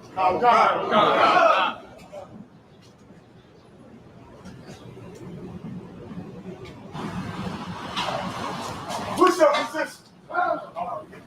Right there. 1, 2, 3, 4, 5, 6, 7, 8, 9, 10. You guys have been labeled as a hate group. Yes, we have. Are you a hate group? It depends on who you ask, because we love blacks, Latinos, Haitians, Dominicans, Mexicans, Guatemalans, Panamanians. Do you hate white people? God hates white people. Do you hate white people? I can only hate white people because God hates white people. So you do through the shield of God? I do through my father. Like, I hate what my father hates. Sir, would you say you hate whites? What I hate is the crimes that were committed against blacks, Hispanics, Native Americans. That's what I hate. Do you hope that I'm enslaved one day? Well, the Bible says that, the nations that, came up against the nation of Israel will have to serve out their punishment in due time. But, the Lord will make that determination. How would you diagnose the current state of Black America right now? We got work to do, of course. You know what I'm saying? And that's why we out here. Commander General Yohana gave us the mission to go out here and bring our brothers and sisters out of this hell that we live in called America. As long as we do that, we got work to do. If you could broadcast a message to every black man in America, what would you tell them? To have brotherhood and sisterhood, come back to the laws of God, keep the commandments. That's what I would tell them. Are you guys segregationists? Segregationists, yeah. Why not? Has it ever played out poorly in history, would you say? White people are segregationists. I don't know any. I literally don't know one white person that wants segregation. Here's the truth. In 2024, with access to the internet, if you hate another group because of the color of their skin, you're a fool. Sorry. And what's the reason? It's not the color of their skin, though. Okay. It's their actions. It's what they do. If it was color of the skin, you heard me earlier say Bob Marley is white. You heard me earlier say we don't like Africans either for the very reason. When somebody commits crimes, you don't think about their color. You think about what they did to you. Keegan, let me ask you something. In the 48 hours you've been around, have you been mistreated? No. Did we feed you? Oh, yeah. Did you get some water? Yeah. We gave him some water. Right. We gave him some food. He came around, he gonna go home to his family. One white man came into a black church and nobody went home to their family. We are the most compassionate people on earth. And don't get it twisted. Keegan, I still want to see your nation burn. We gotta take care of us before we take care of someone else. My question would be is, why do white people feel the need to be loved by black people? I would say unity for everyone. I think we should all love each other. Every American, every human on earth, we should love each other. I think that's a pretty good goal. If I loved you, how would it even really improve the average black person? Listen, I'm not the one standing in Times Square yelling they hate white people, so that's why I'm asking about it. If we scream love, how would it help? The world would be a better place if we loved each other more. Hey, I did want you to ask my general, my leader, if he had a couple questions. Yes. Hello, General. If I could, this is Commander Jenny Hanna. This is the leader of ISUBK, the organization that I'm in. This is Tommy that came to do a documentary, and of course I wanted to bring him to you, sir, to ask you a couple questions. I don't know what he's gonna ask you, but I just It's all fine. It's all good. What's your mission? What are you about? I'm about the kingdom of heaven, where black people rule instead of white. And we get to do all the wonderful things that white people did to us, we get to do it to them. Such as? You tell me. What have white people done to black people? I mean, what time period are we talking? Anything. I wanna stop right there, and I encourage you all. And I listen. I get it. I know that we living in the last days. I know that there's a lot going on, and people are really not in those spaces to do research, right? Like I remember going back to 2011 and 12. Like it was just all of us was on fire. You know what I'm saying? We were all on fire to just do research, to read book after book after book. But like now, it's not like that. It's not like that. People, if you look at the statistics, like people don't read, you know what I'm saying? People don't do no research like that for real, right? So for me to even say what I'm about to say, I'm not looking forward to nobody to do it, to doing it, but I'm just gonna say it anyway. Listen, the focus for them is just white people, white people, white people, white people, and what white people has done to us. I would not be saying this had I not did the research myself. Fam, even before, listen, we so caught up on white people, but when you actually do the research, and I'm talking about go look up the brother Kerry Mayo. Look up Kerry Mayo's channel. Look up Con Drop, right? Drop Radio. Look at these channels because they actually go in deep into it. They show you record after record after record. But people who look like us had been doing it way before, Caucasian or pale skinned people, and longer. You dig what I'm saying? If you look back to the Americas, I'm talking about years and years ago. I'm talking about before Christopher Columbus, and even after Christopher Columbus, all the people that was coming over here, the Spaniards, you know what I'm saying? The Italians, these were melanated people. All the people that you hear about that was in these prominent positions over here in America, I'm talking about plantation owners, these wealthy blacks, those were people of other nations. You did what I'm saying? Even when you look at presidents who we always thought were Caucasian people, were black people of other nations who were enslaving the indigenous people who were already here, who were, they were our people, right? Our ancestors. So like I say, we so caught up on what the white man did, what the white man. Bro, it's so deep. This junk is so deep. The question that I always had, though, was, how did Caucasian people come about, right? How did they come on the scene? Because before Caucasian people, this whole world was melanated, right? So it's a mystery. It's a mystery. I'm not gonna lie. We looked up, we talked about Neanderthals. We talked about because even if you go back to I'm trying to think. Let me get my mind right. What's his name? Benjamin Franklin. I think I showed y'all this in the live one time. Benjamin Franklin wrote like a letter. I don't know who, I forget who he was writing to, but Benjamin Franklin wrote a letter about what he saw when he was over here in America. This had to have been in the 1700s. You know what I'm saying? So he said that I want to pull it up so bad. I know I'm gonna have to go through all of this, and I don't want to do that right now. But what he said was, to paraphrase, you on your own time, you do your research, fact check. He said that all the people over here, right, including the Spaniards, including the Russians, you know what I'm saying, all these different other nations that we see today that are pale skinned, he said that these were people that were swarthy. That's the word that they used. That's the word that they used in those times to describe people who look like me and you. You understand what I'm saying? So he said all these people were swarthy people. Go look that word up. It means dark skin, melanated. You understand? Black, right? So he said that there weren't many white people at all. You see what I'm saying? He was talking about what words that that he used. He said the ones who he was referring to as Caucasian people. I think he said dang, what words, bro? Y'all gotta forgive me, man. He said he didn't use the word white. He used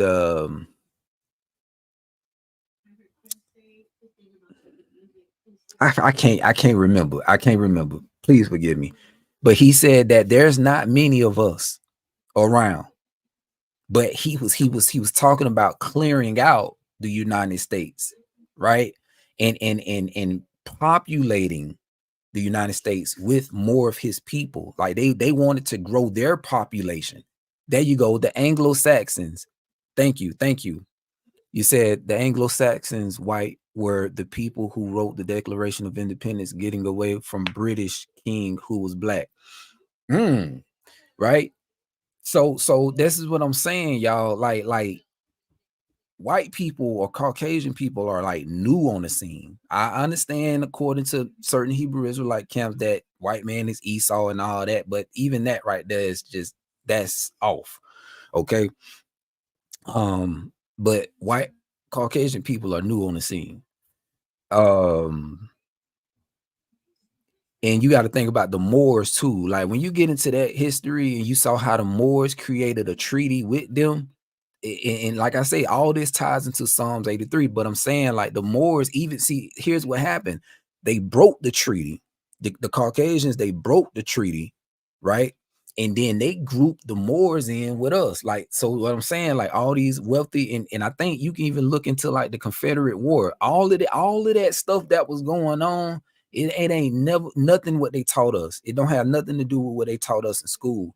But all these plantation houses that y'all see, all these places, listen, they got the black wealthy families out of those houses, put them in the slave fields, and then they got in there, right? It was a complete reset. Like it was a switch in power or something. I don't know, but all the Moors and all them other people, they got grouped in with us, right?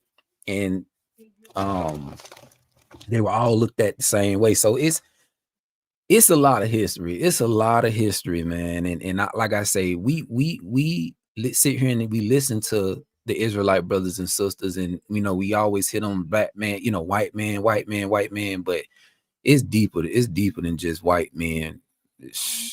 The question you gotta ask is like, who's really running this? We think it's white people, but it ain't.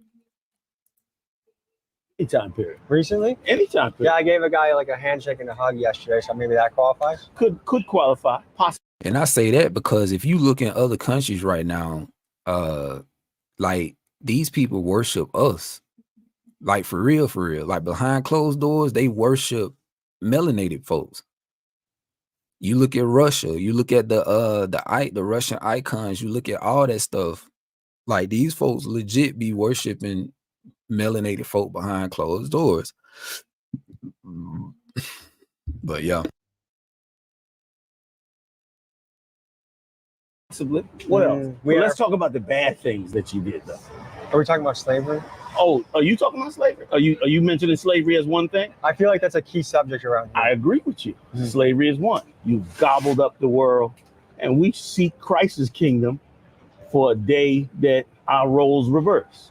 The scriptures say this, that let the saints sing aloud on their bed with a two-edged sword in their hand to bring their kings into fetters of iron. So we seek the day that the changing of the guard comes. See, we seek the Lord for our redemption. Right. People harm us. And check this out. I don't mean to keep stopping it. And see, if I'm listening to them, when that day come, I wouldn't even want to be a part of their kingdom. Like I would, if me personally, I would be one like to be on the outside. I wouldn't want to be a part of what they got going on in their kingdom. I wouldn't want that. And you can say what you want to say about me, feel a certain type of way. I don't care. Because my thing is this, it's like you're repeating the cycle. At what point are you going to break that cycle? Right?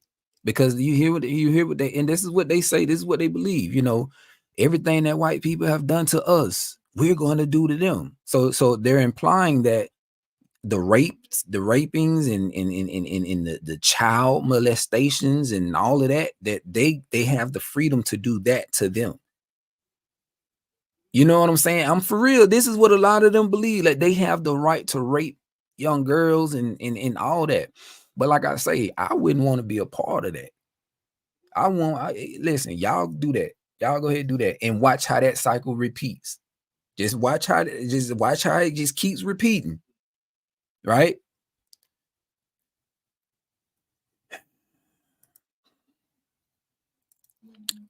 Y'all can have that. Do evil things to us, that happens. But we know how to get them back. We know just how to get revenge on people. And in the UPK, we believe in revenge. We believe in revenge. We believe in justice. The difference is we know how to actually get it done. There was a movie, 12 Years a Slave, but it sounds like you're asking for 2,000 years a slave. Well, I'm asking for whatever God wants. And God wants you to serve twice what we serve. You honestly believe that God wants slavery? Can I show it to you? Sure. And I heard another voice from heaven saying, come out of her, my people. And you're familiar with the Bible, right? So you know this is John the Revelator seeing a vision. And God is giving him a message. And he's saying for God's people to come out of her. You know who the her is? The her is the whore of Babylon. The empire that brought in all the Babylonian witchcraft of the ancient Babylonian empire. That empire is America and the European world. You may not be partakers of her sins. See what God said? We got to not be partakers of your sins. Like you see how, where is that yours? Partakers of her sins. And her sins is the daughter of Babylon. Right. And that you're connecting to white people somehow. Oh, absolutely. Even though this was written 2,000 years before America became That's real. the beauty of prophecy. And that you receive not of her plague. And that you receive not of her plague. Meaning this daughter of Babylon, this her that he's talking about, is about to be plagued horribly in this earth. For her sins have reached unto heaven. Because her sins, the evils that have been done by this empire, called her in Revelation, have reached all the way to heaven, meaning God sees them and God is angry at them and God wants to do something about them. And God had remembered her iniquities. And he's remembered all the things that she's done over time. Reward her even as she rewarded you. This is important. He said, reward her, the her, even as she rewarded you. How did she reward us? She rewarded us with what you brought out. One thing was slavery. You believe that's a reward? That's why he's saying reward her even as she rewarded you. It says, and double unto her, double according to her works. According to her works, give her twice as much. I think if you were to look at that text, right, it sounds like if someone gave you and rewarded you with something, to be more generous, twice as generous with it. That's a very positive, nice, community-driven quote. And instead, you guys, I would say you guys are very similar to the Ku Klux Klan, which is you've taken obscure texts and warped them into ways that create hate. What seminary school did you go to? The School of Rationality. See, that's the problem. That's the problem. Because I went to the Israelite School of Universal Practical Knowledge and received my PhD in the knowledge of the truth. See, that's the problem with the white. Listen, the white man has gotten so good at just saying stuff and people believe it that he just says shit like, and everybody. Who came up with this interpretation? Who came up with this? Great scholars who before you. Oh, before me. I did everything you hear me say, I created none of it. This is not created by me. Would you say you're a happy man? I would say that I cannot stop being happy. There's nothing greater than to have your eyes open to the real world that you live in. It's not a personal thing with you. I don't know you. I don't hate you because you're white. I don't look at you like, oh, he's a white man. I don't look at any of that. But your people have committed crime. I mean, global crimes. And here's the thing. Our people have been taught that even though you've done these crimes, we should think, like you said, practical, not think how God said. You should be punished, shouldn't you? No. For the things, I mean, your people, for the things that your people have done, shouldn't they be punished for it? I don't believe in collective guilt from 200 years ago. You don't believe in collective guilt? It's a terrible idea. And if you look at it in practice and history, it's a very bad idea. Let's say it's a bad idea.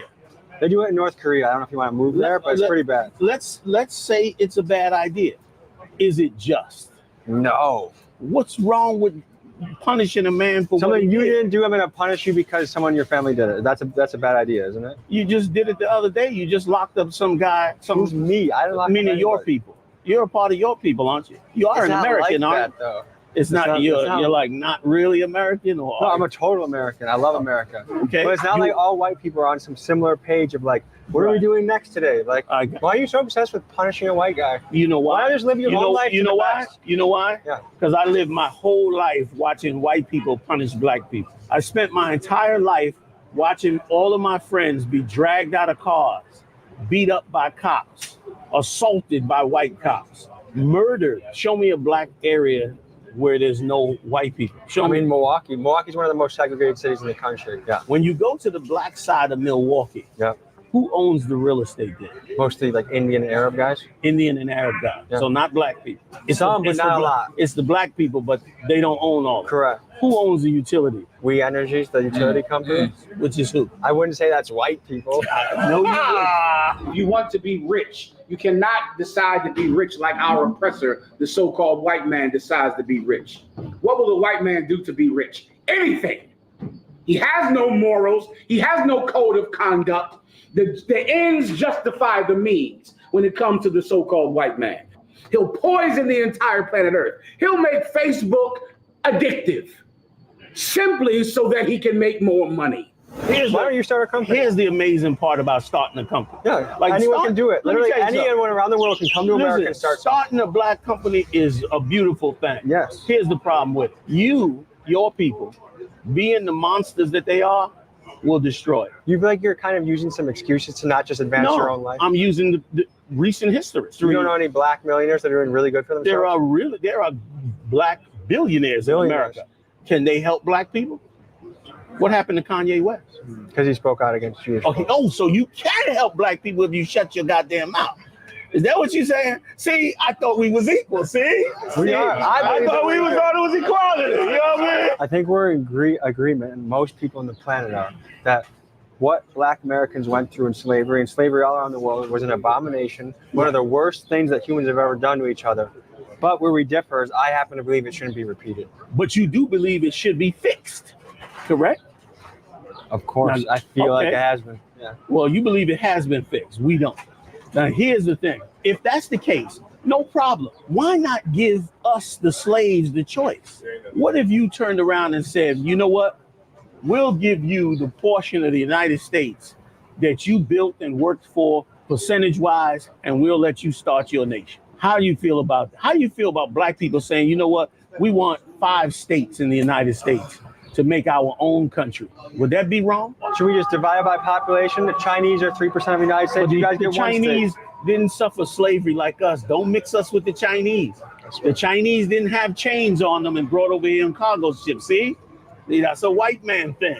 There's a possibility that we might have a second black president in a couple months. What do you think about that?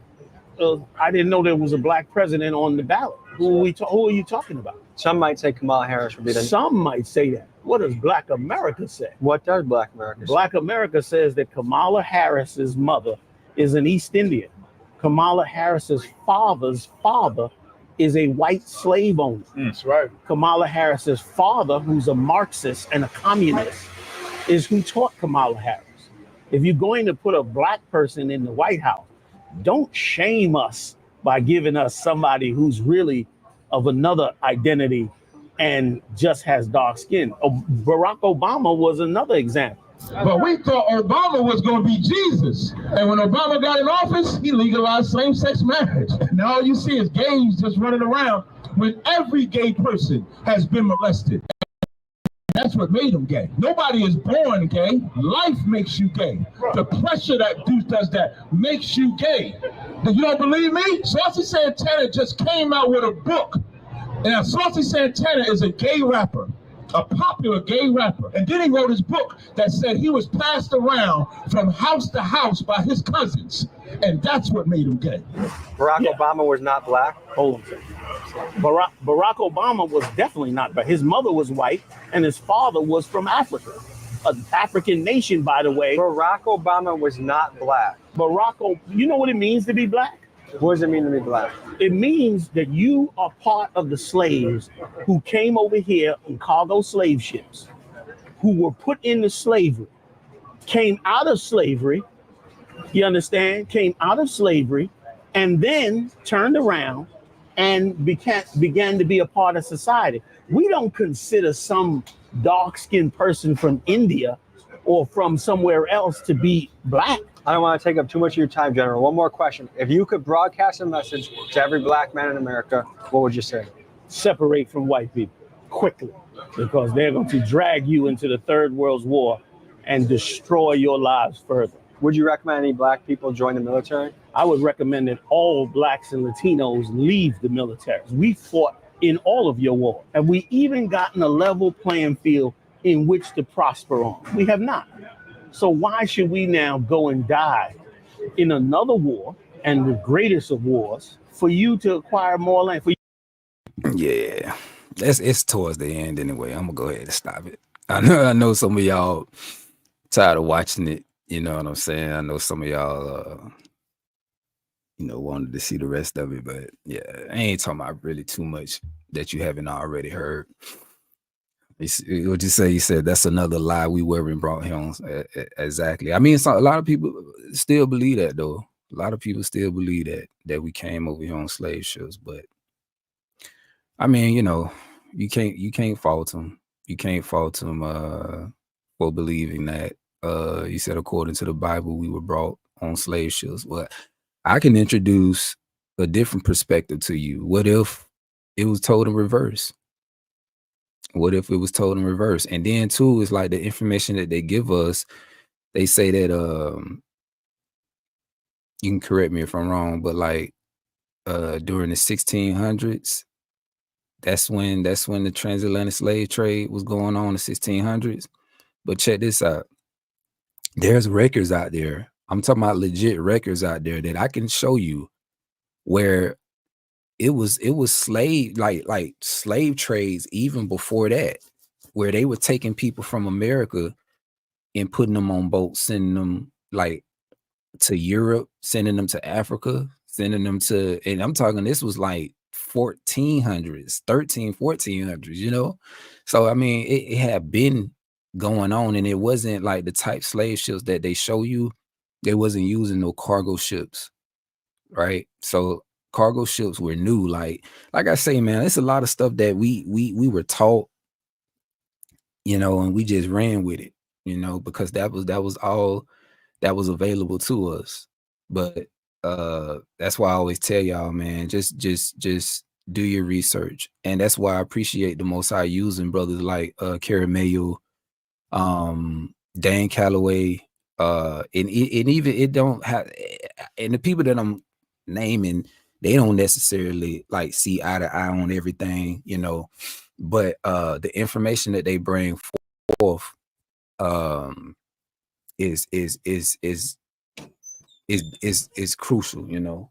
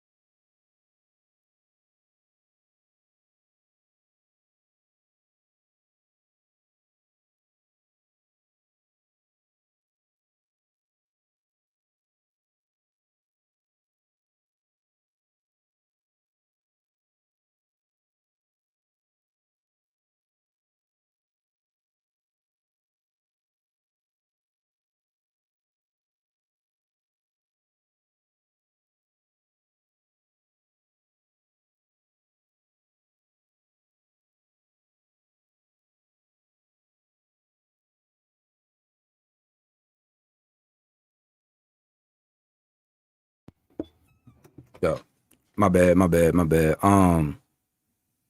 My bad. Let me see what y'all was talking about.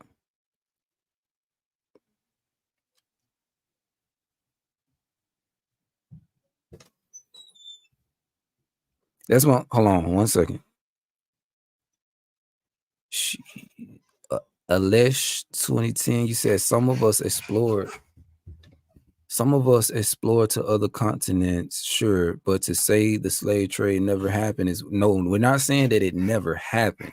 We're saying that the slave trade that we were taught, right, the way that they told us, I'm saying it didn't happen like that.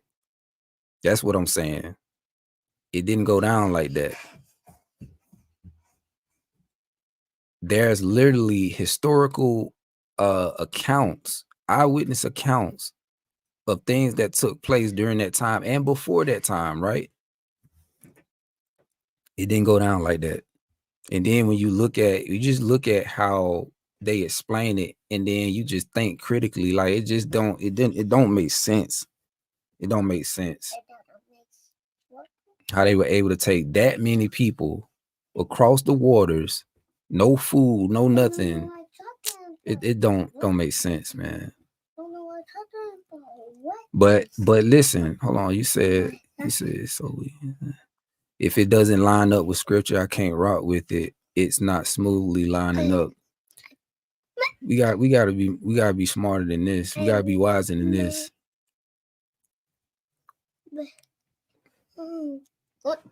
You didn't start that thing.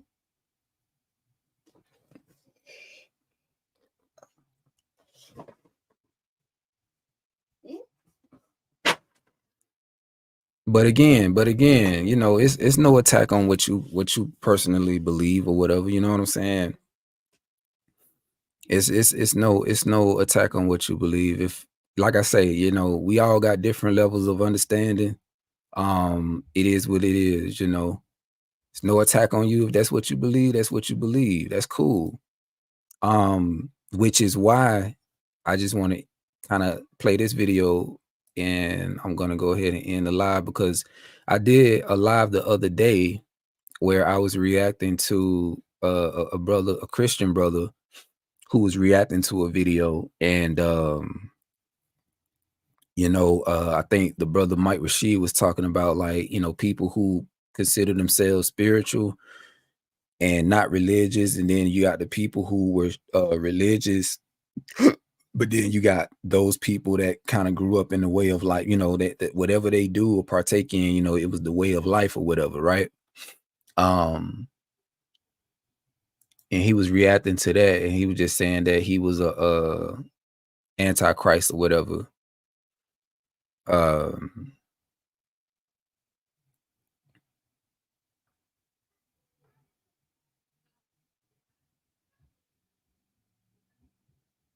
Yeah, that live, yeah, it disappeared.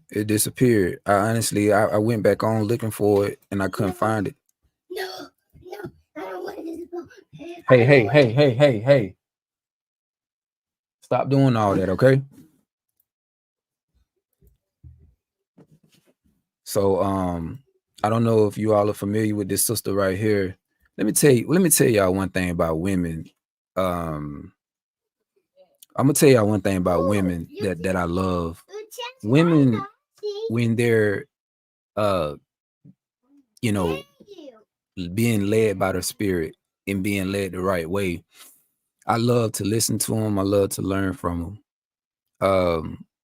But this sister right here, I've been subscribed to her channel for 13, 14 years, maybe.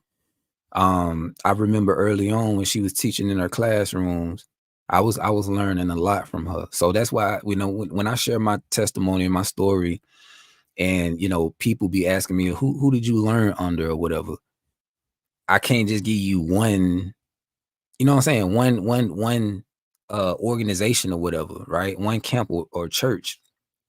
Because same time while I was learning on the GOCC, I was watching her videos, right? You know, because she was doing breakdowns and stuff like that, and I just love the wisdom that she put out, you know. So she did this video yesterday. I guess she was in her car, and she had some things to speak about regarding Halloween. So what she's saying in this video, which we about to play, is what I was trying to explain in the other video that I did that was taken down or somebody removed it. Check this out. Check this out.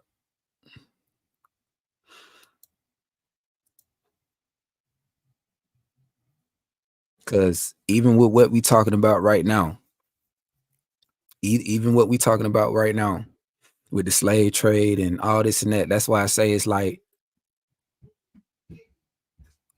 I feel like a lot of our people are uninformed. So, because the same way that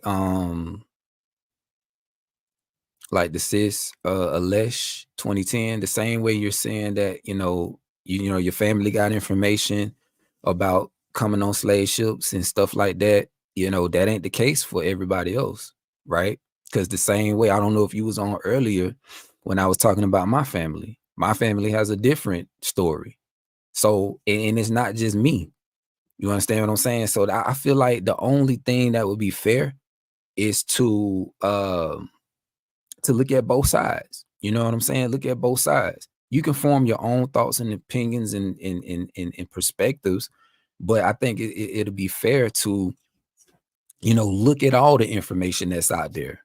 And I think that's what we do. We're so caught up on what was given to us. You know, we're looking at it like we're looking at it just from, you know what I'm saying, just this bit of information, when there's a lot of information out there on us being indigenous to these lands, you know, the history, and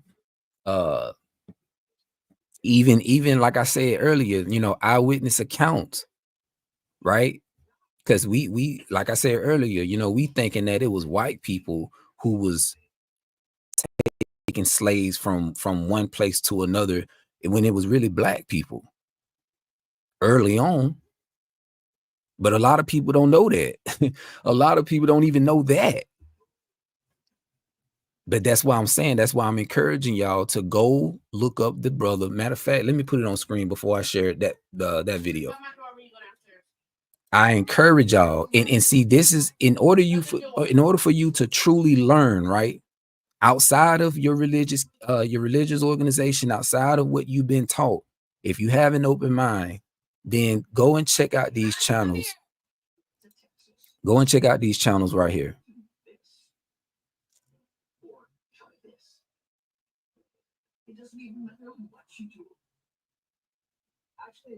I'm gonna put it up on the screen so y'all can see it.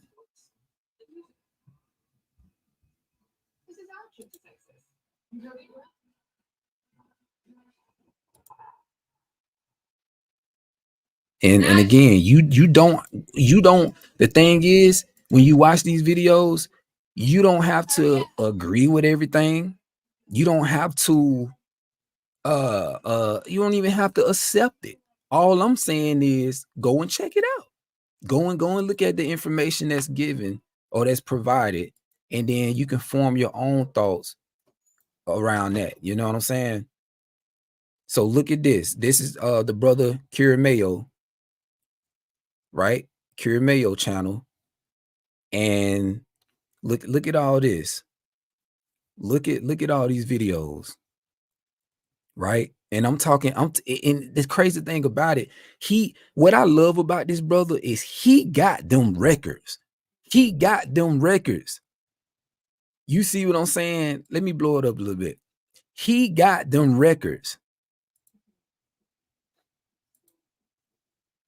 If you the type person you need proof or evidence or whatever the case is, and I'm talking about like eyewitness accounts, this brother is gonna bring it. That's why I love his channel.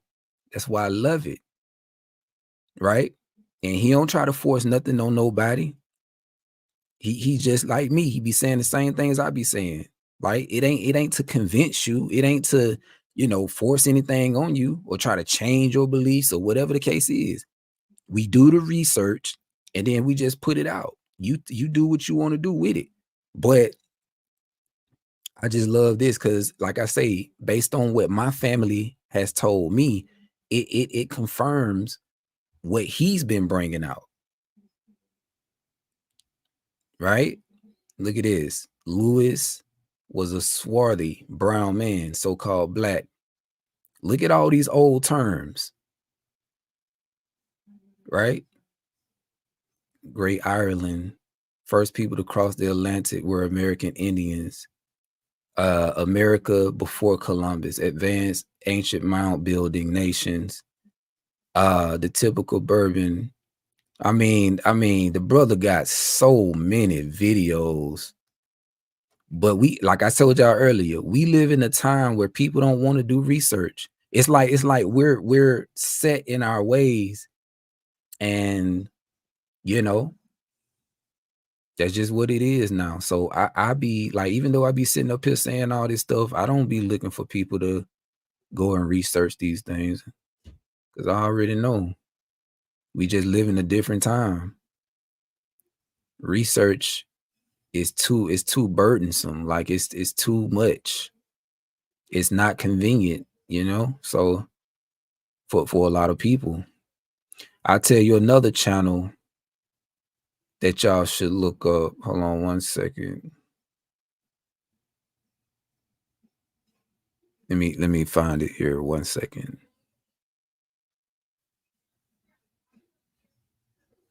One second. I'm trying to look it up now. Where is it? Where is it? Where is it? It's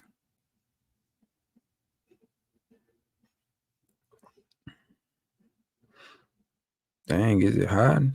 Hold on 1 second.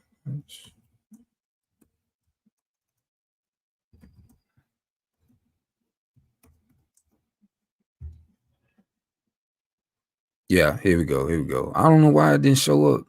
But yeah, look at this. Look at this brother right here. Look at this channel. Look at this channel straight up.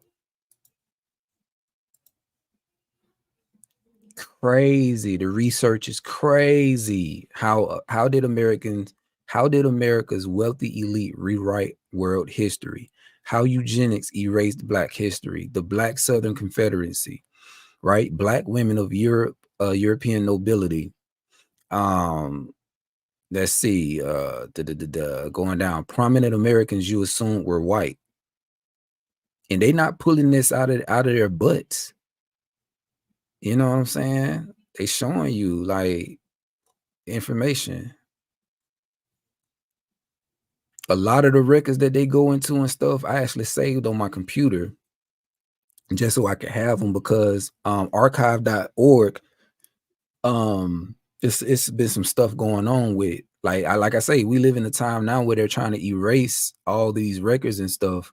And I'm talking records dating back to the 1400s, you know, all the old maps and stuff. So that's why I'm glad that, you know, we got this stuff.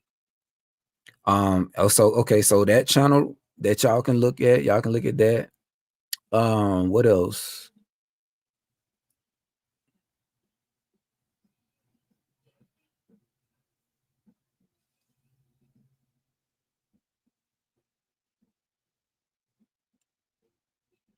I say it's a lot of channels out there, but yeah, let me start this. You gotta be willing to do the research. You gotta be willing to do the research.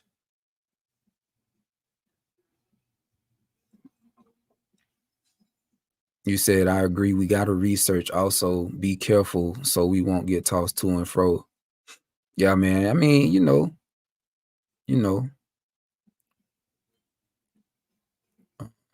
I encourage everybody to research. Who's the sister video you were about to play? Oh, yeah. Let me go back to that.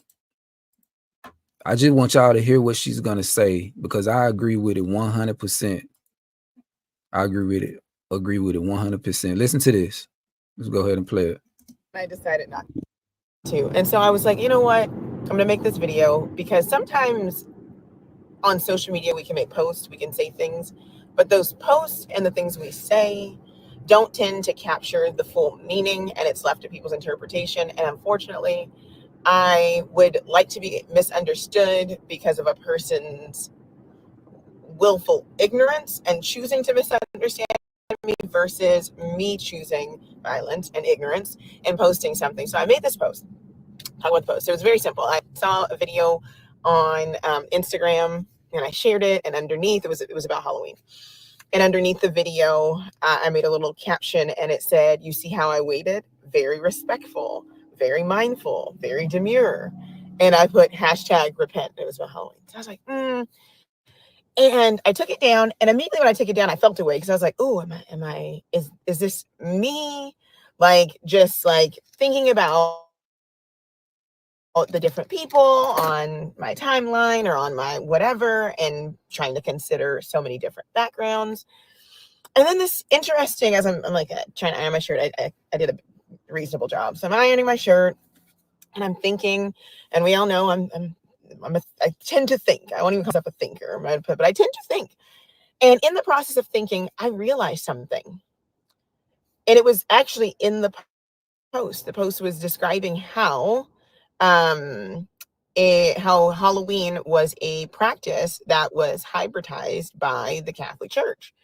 And immediately it hit me like a ton of bricks. Why I couldn't post the post, because it was inauthentic to the amount of information that I know. So I'm going to help you all find peace, because that's the goal, right? We are to dwell peaceably, right? So we're going to find peace this morning.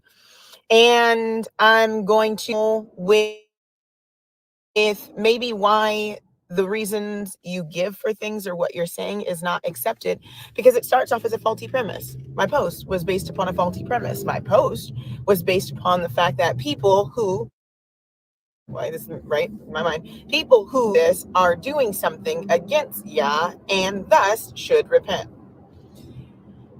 And while that is a truth, the real truth is people, I'll use Halloween in my sentence, people who celebrate Halloween, and this part, because it wasn't two people who do this practice and are, I'll use this term loosely, but of the world, of people who are not considering any of those things in general. The post was more toward the people who I know are professing believers who then do this practice. So my post was to people who celebrate or who do the practice of Halloween and are Christians and are believers in a particular religious construct that uses the Bible. And then it dawned on me. Here's the kicker. People who celebrate Halloween are celebrating a Christian festival. People who celebrate Christmas are celebrating a Christian festival. People who celebrate Easter are celebrating a Christian festival. And I said, oh, wow, guess what? This is where I shut up, because the argument normally in most people's minds when we start with a faulty foundation, a faulty premise. We go, if you are a Christian, then you are doing the things in the Bible. People who are Christians believe in Christian doctrine. People who are Mormon believe in Mormon doctrine. People who are Seventh-day Adventists believe in Seventh-day Adventist doctrine.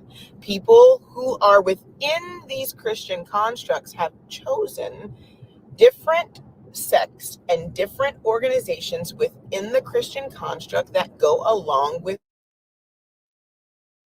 what they have chosen. So if those different groups or those different factions have different beliefs from the Bible, it's a choice. They've chosen that particular belief system because it aligns best with their core values.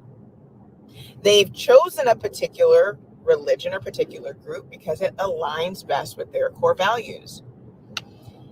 And as I sat with that, I was like, well, dang. Then why would I then to convince a person who has chosen a particular with their core values and telling them they're wrong when truly that system and those core values are a reflection of that person's religious beliefs. But this is where it Right. Listen to what she's saying now. Listen to what she's saying. gets interesting, guys. It gets interesting because there is a difference between Christian core values and biblical, scriptural core values. And what many of us do, and where we go all wrong and all left field, is we try to get somebody to align their religious core values with a non-religious text. That's a non-religious text. It doesn't care in the sense that you agree within your own personal core values with the Bible, with the scripture. The scripture seeks to change your core values to align with that which the Creator has instituted. So the issue is essentially most people, I'm not coming for anybody, but most people, especially those who are in different religious groups, or if you consider yourself to be a Hebrew Israelite or a Jew or whatever you consider yourself to be, if you are arguing with these groups, it's because you are in a particular religious construct that is using those to your core beliefs, instead of allowing your core beliefs to align as closely as possible with that book, being blessed and walking in truth and light, and that being, because that's what the text says, that being what draws and attracts. It's because in some way, shape, or form, either your core values used to align with that particular group's mindset, beliefs, etc., or you still have affinity toward those religious groups or family or so forth in there, and you want them to align with you.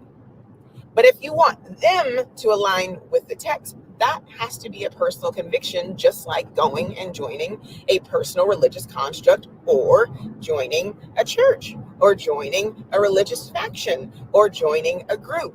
See how that works? You see how we literally lose peace because we're worrying about how other people serve their gods? Scripture tells us to not worry about how other people serve their gods. How about that? And it takes it a step further, and it says, and you don't do to Yah like you've seen other people do. It's not simple. We lose peace, and we get in an uproar, and we waste valuable time because we don't worry about ourselves. We don't. Exactly. Exactly. And this is why, for the longest, I don't know who has been paying attention to my journey, who has been paying attention to my walk, what I say in my music, how you can see the evolution in my music, right? How at one point in time, because I took on a certain ideology, right? And I started believing different doctrines and things of that nature. I was going out into the world demonstrating that, right? I remember a time where all my family and friends, I like when I was learning up under the camps and everything, I would always go to my mama, my sisters, my family. Y'all pagans, y'all this, like y'all da da da da da da da da da da, right? You know, all my friends just I was just like, y'all this and y'all that, y'all need to do, you know, just really just at them, right? People who, you know, were still celebrating Christmas and Easter and all this and that. Y'all, you know. But then once I started to grow up, once I started to actually mature and develop and you know, elevate spiritually, I had to look at all of that. I had to look at all the people who I ran off, right? Instead of gaining these people, instead of, you know, actually at one point in time, I felt like it was my job to convince people. It was my job to convert people. It was my job, and I didn't find peace in that. I'm being 100. There was no peace in that. But it became peaceful for me when I just let go. When I was like, you know what? I'm going to start meeting people where they are. I'm going to start just respecting them where they at. If they're doing what they're doing because that's what they've, always known, and that's what they were taught, that's cool. That's fine. But I'm going to be an example. I'm going to just be a light unto them, right? If the opportunity presents itself, if the Most High wanted it to be so, then yes, when that opportunity come for me to educate that individual or those individuals, about the things that they're doing, for an example, holidays or whatever, then I would educate them on it. I would explain to them, right? The origins of Christmas. Okay. I would explain to them the origins of Easter. All right. But and then when you do it like that, right? When you go about it that way, that's why I always tell y'all, see, I'm not the type of person that to go out here and just yelling and screaming at folks and telling them, that they this and they that, they need to be living like this or living like that. What I do, my approach is a little bit different. You understand what I'm saying? And like I say, I'm not in it to convince nobody or to convert people, but I just noticed that with the type of approach that I have, I'm gaining people. I'm always gaining people because I meet them where they at. I don't come off like I know everything. You know what I'm saying? I strategically, I if I see them not like, if they're not where I think they are, hold on, let me just re-say all that. I'm tripping. If I see that they don't have the capacity, right, or if they're not deep or they don't know, I'm not going to go into that conversation being all deep. You understand what I'm saying? I'm going to just speak to them and just say the things that they're already familiar with. You understand what I'm saying? And then, like I say, I can introduce different things in there, over time as I start to see them grow and develop. So, that's why I say, like, what she's saying is true.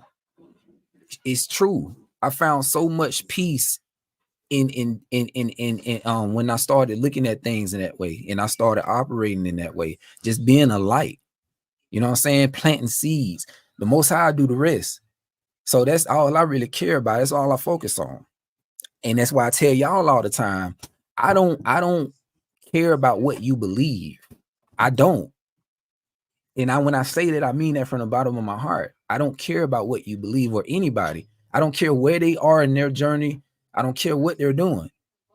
Right. But if the Most High is putting it on my spirit, if he's orchestrating, setting things up for me to cross paths with that person, it's all for a reason. It has a purpose. You understand what I'm saying? And the way that, like I said, the way I go about connecting with people is different than other people. I come from a place of love, from a place of just being genuine and authentic. You understand what I'm saying? Because I really want to help the person. So I'm not finna come off just throwing scriptures at them. I know scriptures. I'm not finna just come at them. Isaiah chapter. No, that's but that's me. I'm different. So, but let's finish this though. We don't actually truly believe that if we actually walk in the fullness of what Yah says, and if we do so in a way according to what he says and keep our eyes focused on him, that actually it will attract the people, keep this, that are supposed to be attracted. We get our feelings hurt because we go out and we try to tailor the scripture to what we think people want to hear or where we think they're missing the mark. And then they come in to now our religious faction, into our group, into our camp. And then when they defect or when they decide or when they get hurt and they decide that they no longer want to do that, then it has puts a negative view on what you believed. But it never puts a negative view on what the scripture was because they weren't really following scripture. Exactly. This is the problem with most people who walk away from the Christian church. This is the problem with most people who walk away from Hebrew Israelite camps. because the people that's talking to them and converting them, it's like boom. When they see how they really operating, like they expecting for y'all to really be walking by the scriptures and doing these things that y'all are out here promoting, right? But when they not seeing that, right, they look at you like a hypocrite. They walk away, right? Because it's just crazy. But anyway, let go. They were actually just listening to you. And when they were done with you, or when you did something that didn't align with what their core values were, then they abandoned the whole thing because they weren't there for the internal transformation that the living word does. They were there for the dead things that you offered in order to shift their perspective toward your perspective. So the reality is, when it comes down to it, I want you to gain some peace back.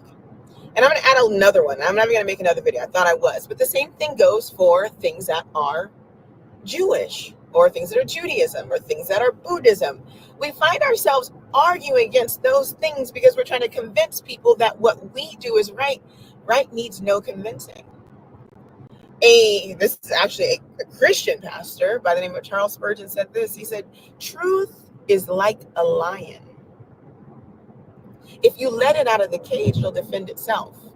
The truth of the word, if you walk in the truth, is enough to defend itself, and it doesn't need your defense against choices that people make.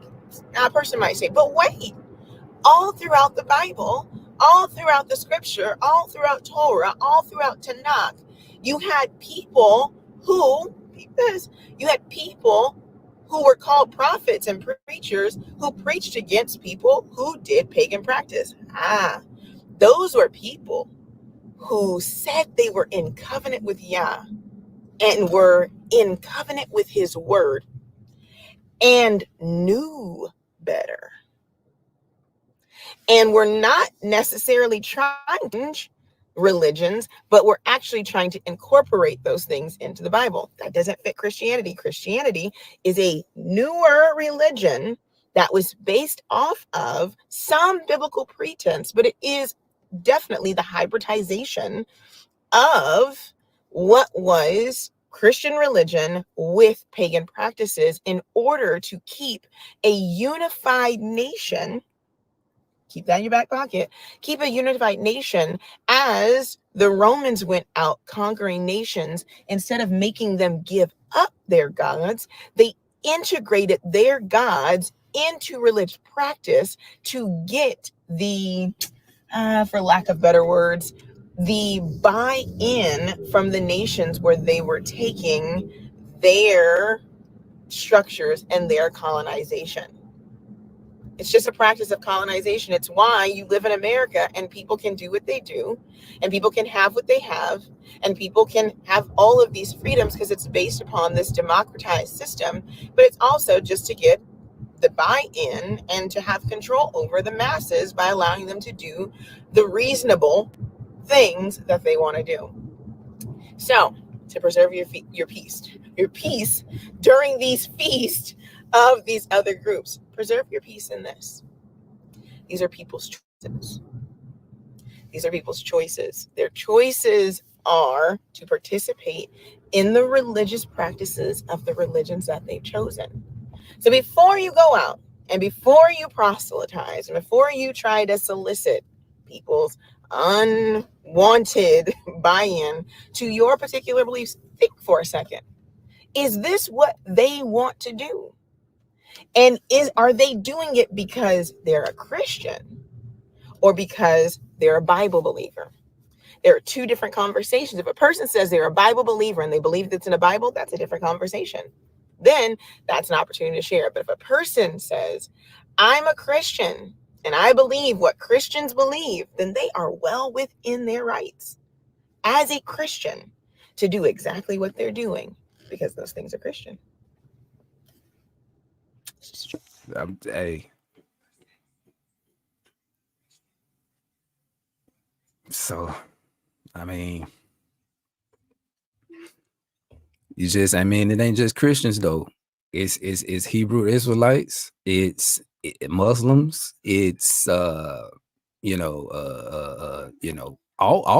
of it. all of it. So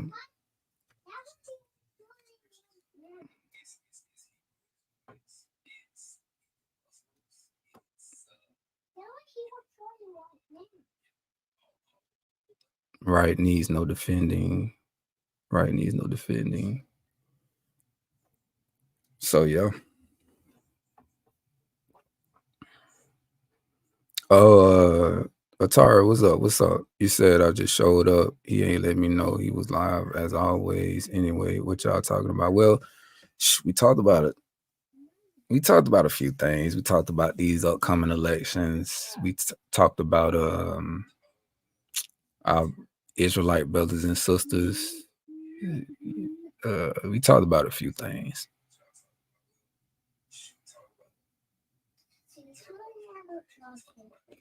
Yeah, but that's it, babe. I said that's it. Oh, okay. See, so I do. If the sister's still watching, because I wanted to say this, but I wanted to wait to after that clip. Alesh 2010. So I want you to know this, sis. I don't know if you are familiar with my channel or familiar with me, but listen, again, like I say, there's absolutely no hate, right? It's all love. And like I said earlier, we all do have different understandings, different perspectives, and that's fine. I feel like this though, we shouldn't allow our differences in how we understand things or how we, how we, process things or whatever. I just don't want that to divide us or have us to become enemies or you know what I'm saying, like that, like, oh, I don't want to watch this brother channel no more because their brother think this or whatever the case is. If anything, what I think we should do and what would be healthy is that we all help each other. You know what I'm saying? Like really, like I'm sure there's a lot you can teach me. I'm sure there's a lot that I can teach you. We can teach each other so much if we were only, open and not so, I guess you could say, religious minded or whatever. You know what I'm saying? Like it's all love at the end of the day, So all the people that be on here, I love learning from y'all. I love sharing information, whatever I come across or whatever, at the end of the day. And I want us all to win. I want us all to grow and elevate spiritually. And I promise you, man, like if we show more love and display more love and actually demonstrated more love, things would be cool, like for real.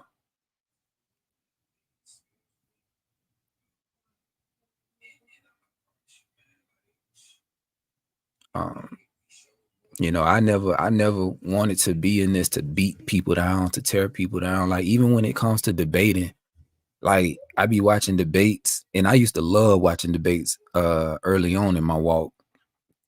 But when you look at the word debate, it just means to beat down, to tear down. You know what I'm saying? And the only reason like in the past I ever wanted to debate with somebody is if I saw like any flaws in their logic.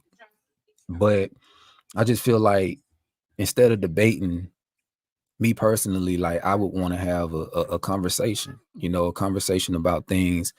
And although, we may not agree on every single thing, but at least we can talk to each other, have intelligent conversations. And then also too, just the things we can agree on. Let's build on that, right? That's what makes us unique as humans. It's just like I feel like some of us feel like we all have to see things the exact same way, and that's just not going to be the case. It's not going to be the case because when you start studying the human brain and you start looking at the fact that all of us, like I mentioned this just a minute ago, all of us, we process information differently. You know what I'm saying? We don't process information the same way. You know, all of us have grown up in different environments, right? And we have different experiences and stuff like that. And then also too is like our ability to comprehend things is different. Like it's different for everybody. Like I'll say for me, I can't speak for nobody else, but I'll say for me as a child, and I really think it was the vaccines that did this to me. But I noticed when I look back on my childhood, my ability to remember, right, was lackluster. Like it was bad. Like and I think it was my short-term memory more so than my long-term memory, because like my mama would tell me, hey TJ, my nickname TJ, she's like, hey TJ, go and get this, and right after she tell me, I forget completely. Not only that, but when I was in elementary school, I remember the teacher would always give me assignments, right, where I had to read all these things, and then like when I read them, I completely forgot what I just read. You know what I'm saying? And it's like also too, I had problems with comprehending. So, you know, just looking back, I know, and it was other people in my classroom, like, and it was crazy. It was always the females, right? Yeah, it was the females who was just more intelligent, but I would always be in the classroom sitting in the back, because I ain't never like sitting in the front, because the ones who sit in the front, you know, they target those, like, you know, always wanting them to read and stuff. But because that's another, I never liked reading. So I just used to remember watching people in my class and saying to myself, dang man, they so smart. Like that is crazy how this girl can read what I just read, but she can break that thing down like she cold with it. Why can't I do that? So like I say, I going back to my original point is that we all have different experiences, and we all, you know, we just see things differently, you know, and process things differently and interpret things differently. And, you know, it's nothing wrong with that. That's just, it's just what it is, you know. So when I started realizing that, I started to have more respect for people, and started being more patient with people, right? And I don't know, like I said, it just started coming from a place of love, and just, you know, when I talk to people, I be talking to people who are way more intelligent than me. I be talking to people who are not so intelligent, people who are ignorant. And when we say ignorant, it just means the absence of knowledge. I talk to all kinds of people, and in every situation, I learn something. And I take a lot away from those conversations, you know. But nah, man, I that's the thing I be trying to demonstrate to everybody, you know, through my music and through these interactions with people, is just to always remain humble, and just know that we all, man, I understand that our people have been brainwashed, our people have been, you know, under spells, and you know, we've been taught things, and we've taken on belief systems, you know, all this stuff. And like I say, at the end of the day, I respect people where they are. I'll never say that you're wrong, right? I'll never say that you're wrong. I'll never make you feel bad for what you currently believe in, or none of that. But as a brother, you know, as someone who y'all look to for music and all that, like, I'm only here to get in where I fit in, man. I don't have all the answers. I make that clear, you know, in all of my videos I do, in my presentations. I don't have all the answers. And anytime I do get online, go live, or put out a presentation or whatever, like, I make it known that, listen, don't take what I'm saying as fact. Don't, you know, don't idolize me. Don't do none of that stuff. All right. None of that stuff, because I don't want it. I don't want the vainglory. I'm not here for that.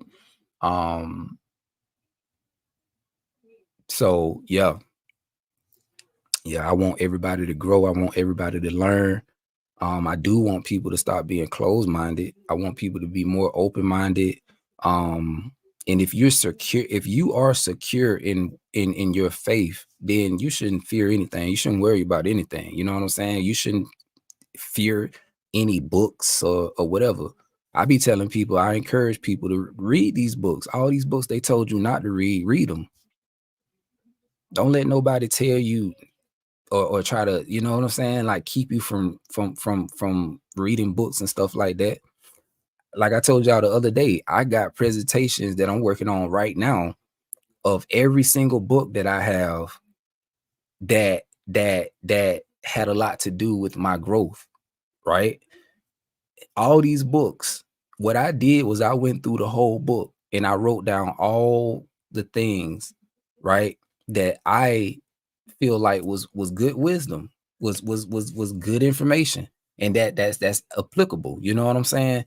So like one of the books I have, I remember somebody saying that, oh, that book is that book was written by a Freemason or whatever the case is. I don't care who the book is written by. I really don't.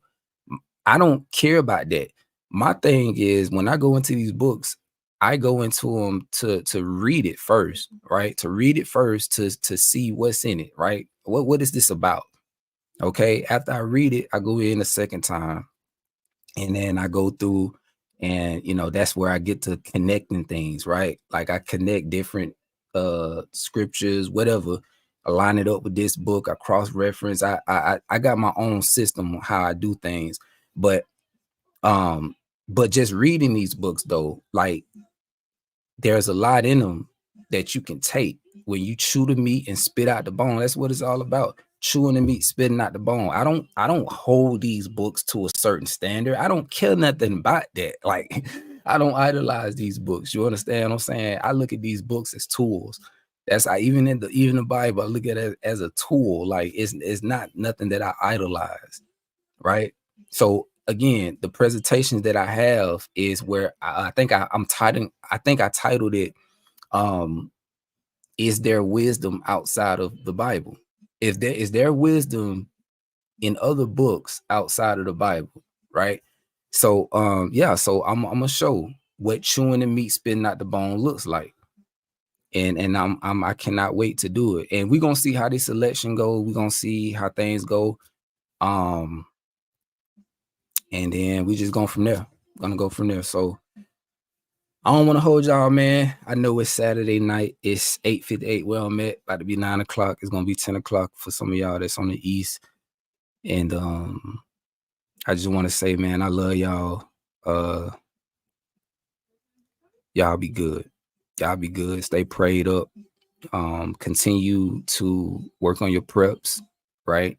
Continue to work on yourselves. Continue to just grow in every way possible. You know what I'm saying? Spiritually, mentally, physically, emotionally, just grow and improve, right? I just want the best for y'all. I really do, truly. Just be safe out there. Be mindful of your surroundings. Keep your head on the swivel. Just make sure when you go into the grocery stores, just pay attention. Pay attention. Keep your doors locked on your cars. A couple of people I talked to earlier today told me that they just so happened to leave their cars unlocked, and somebody broke into their car. Well, they didn't break in because the car was unlocked, but they got into their cars and stole their stuff. So y'all make sure y'all keeping your cars locked. Just stay safe. Stay safe. Stay safe, man. Every day is something. It's something. And it's getting more and more dangerous out here. Right? As I always tell y'all, don't just read these scriptures, don't read these books just to read them, but actually apply what you're reading to your life and demonstrate it. You know what I'm saying? But I'm about to go in here and lay it down, man. I'm gonna watch this movie. I think they said it's a new movie that came out. Not a new movie, but a new TV show. It's supposed to be like an apocalyptic TV show. I forget what they call it. I think it's 1 second. So y'all can check it out if y'all want to. It's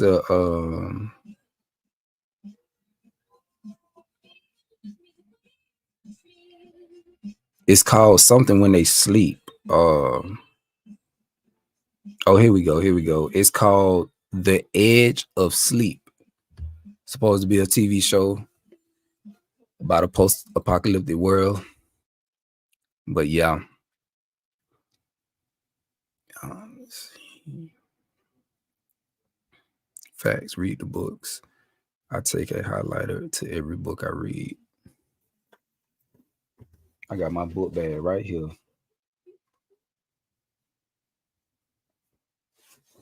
And I wanted to ask y'all this too. So me and my wife put this together a while back. I think, shoot, this was, I want to say 2017 when we put this together. But if y'all want me to post a PDF of this, let me know. But I think it's a cool little book we put together, just showing you,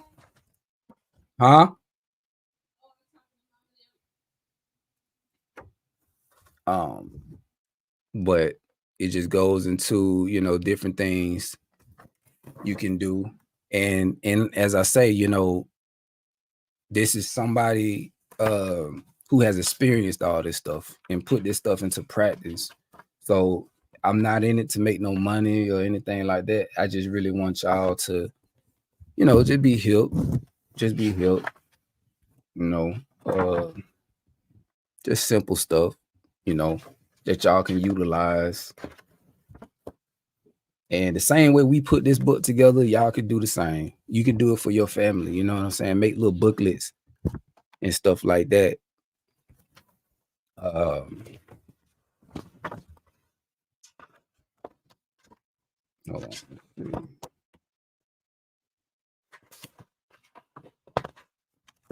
But yeah, just different things, right? Cold little book. Survival tips, warnings, all that, right? So I'll post a PDF for this. And actually, with everything I know now, I need to update it. But yeah, I'll work on that.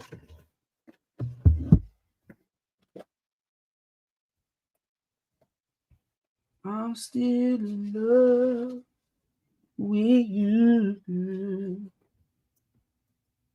Oh, I don't want to life if I think of your mind. I'm still in love with you, girl.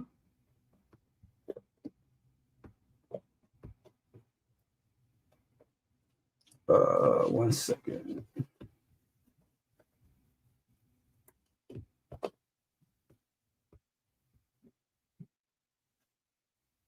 Yeah. All my other books at the house. But said we have a book like that at our house. We are staying ready. It's good. It's good. Posted, thank you. Appreciate some of your time now to do. Yes. It's good. Such a good idea, y'all. Okay. I mean, even if y'all want me to, even if y'all want me to, what I do is I could do a video sharing a list of things that would be helpful, okay, in a ish hit the fan scenario. Okay, what type of people to look out for, you know, how to protect your preps and stuff like that. Like I say, you know, I already know what the scriptures say about us becoming pilgrims again and stuff like that, and us getting off the idea that, you know, we're gonna stay in these places that we're in, right? I get that, I understand 100%. But I'm just saying, for the time being, right? Like, if you live in a location where, how can I explain this? Let's say this, right? Food. When we talk about food and storing food, it's not a good idea to store food all in the same spot, right? Or place. It's good to spread that food out. You know what I'm saying? You can have a spot on your land, or I know it might be a little bit difficult for people who live in the city because there ain't too many places y'all can. I'll just say if you got a backyard, let's just say you got a backyard. All I'm saying is that just think about it, right? Let's create a scenario in our minds. What if people are coming to your house and they're looking for food, right? Instantly, they're going to go to the pantry. They're going to look in the refrigerator. They're going to look in all these different places. I'll tell you this. What if you put food inside of your couch, like the cushions of your couch? Like, people are not going to go looking in your couch for food. You know what I'm saying? So it's just like different spots and stuff like that. Like, you just got to think like outside the box when it comes to that. And like I say, if you have land, you can dig into the ground and you can put like containers inside the ground and bury it and stuff like that. You know what I'm saying? Like where only you and your family would know where that food is. So if somebody come in there, trying to invade and rob for food and all that, yeah, they can take what's in the house, but you got food in other spots, right? So that's what I'm saying. You just gotta think outside the box. Like, then this is all the stuff I be thinking about. So like I said, I can put together a list of do's and don'ts and things that I've learned, and the things that I'm actively doing in my life right now, how I'm preparing and getting ready and stuff. So like I say, I can help out in any way I can. And that's what we here for. That's what we here for. So with all that being said, listen, yes, shoot me email. Listen, I'm gonna go ahead and get off. I wish you all well. I love y'all. Y'all stay up, stay prayed up. Keep the Most High first in all that you do. And